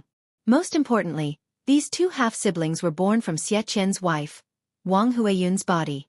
No one would be able to accept such a thing, right? The bullet screen discussed intensely. Many of the audience thought of the transmigrator who tried to assassinate Jiang Pengji and shuddered. From the perspective of Xueqi and the original body, Wang Huiyun, the transmigrator took over someone else's body and used it to try to kill the original body's beloved husband and son. She also used this body to entangle with countless men and gave birth to two bastards. Who wouldn't feel disgusted? Xueqi didn't know that the audience was discussing this matter. He said, I originally wanted to seek help from Master Liaochen, but the demon was too powerful and saw through my plan. Later, I met another expert by chance. He told me that the demon had an extraordinary background. I'm afraid he's from another world and can disturb the predetermined fate. He also said that many experts have noticed something strange, but the demon has strange supernatural powers and is good at hiding his whereabouts. If he hasn't matured, we can try. But so many years have passed and he has matured. It's hard to get rid of him. The experts in this world were just more powerful charlatans. They could pinch and calculate, but they couldn't fight. The transmigrator's fate was not in this world. They couldn't calculate the person's fate, let alone find her. Someone from another world? Xueqi sighed. Yes, someone from another world might be a demon that harms people. Jiang Pengji rolled her eyes and found something strange. Lu Shi knew the general location of the transmigrator because he had power and influence. He could send people to help him investigate. Xueqi was a loner, powerless, and removed from the Xie family. How could he be so sure that the transmigrator was in the Zhongzhou Palace? I have a question. How did you know that the demon was in the Zhongzhou Palace? Did an expert tell you that? The expert didn't tell me, but he gave me this. Xueqi took something out of his pocket. It was a jade pendant in the shape of a yin-yang fish. Jiang Pengji stepped forward to take it. It was the size of a palm and felt warm to the touch. The texture was smooth and delicate. It was a rare warm jade. The jade pendant was very strange. It was half black and half white. The black was pure and the white was translucent. What is this? You're tuning in to the Xueqi's Martial Arts Saga YouTube channel. Don't forget to subscribe and join us on this journey to catch the most captivating stories.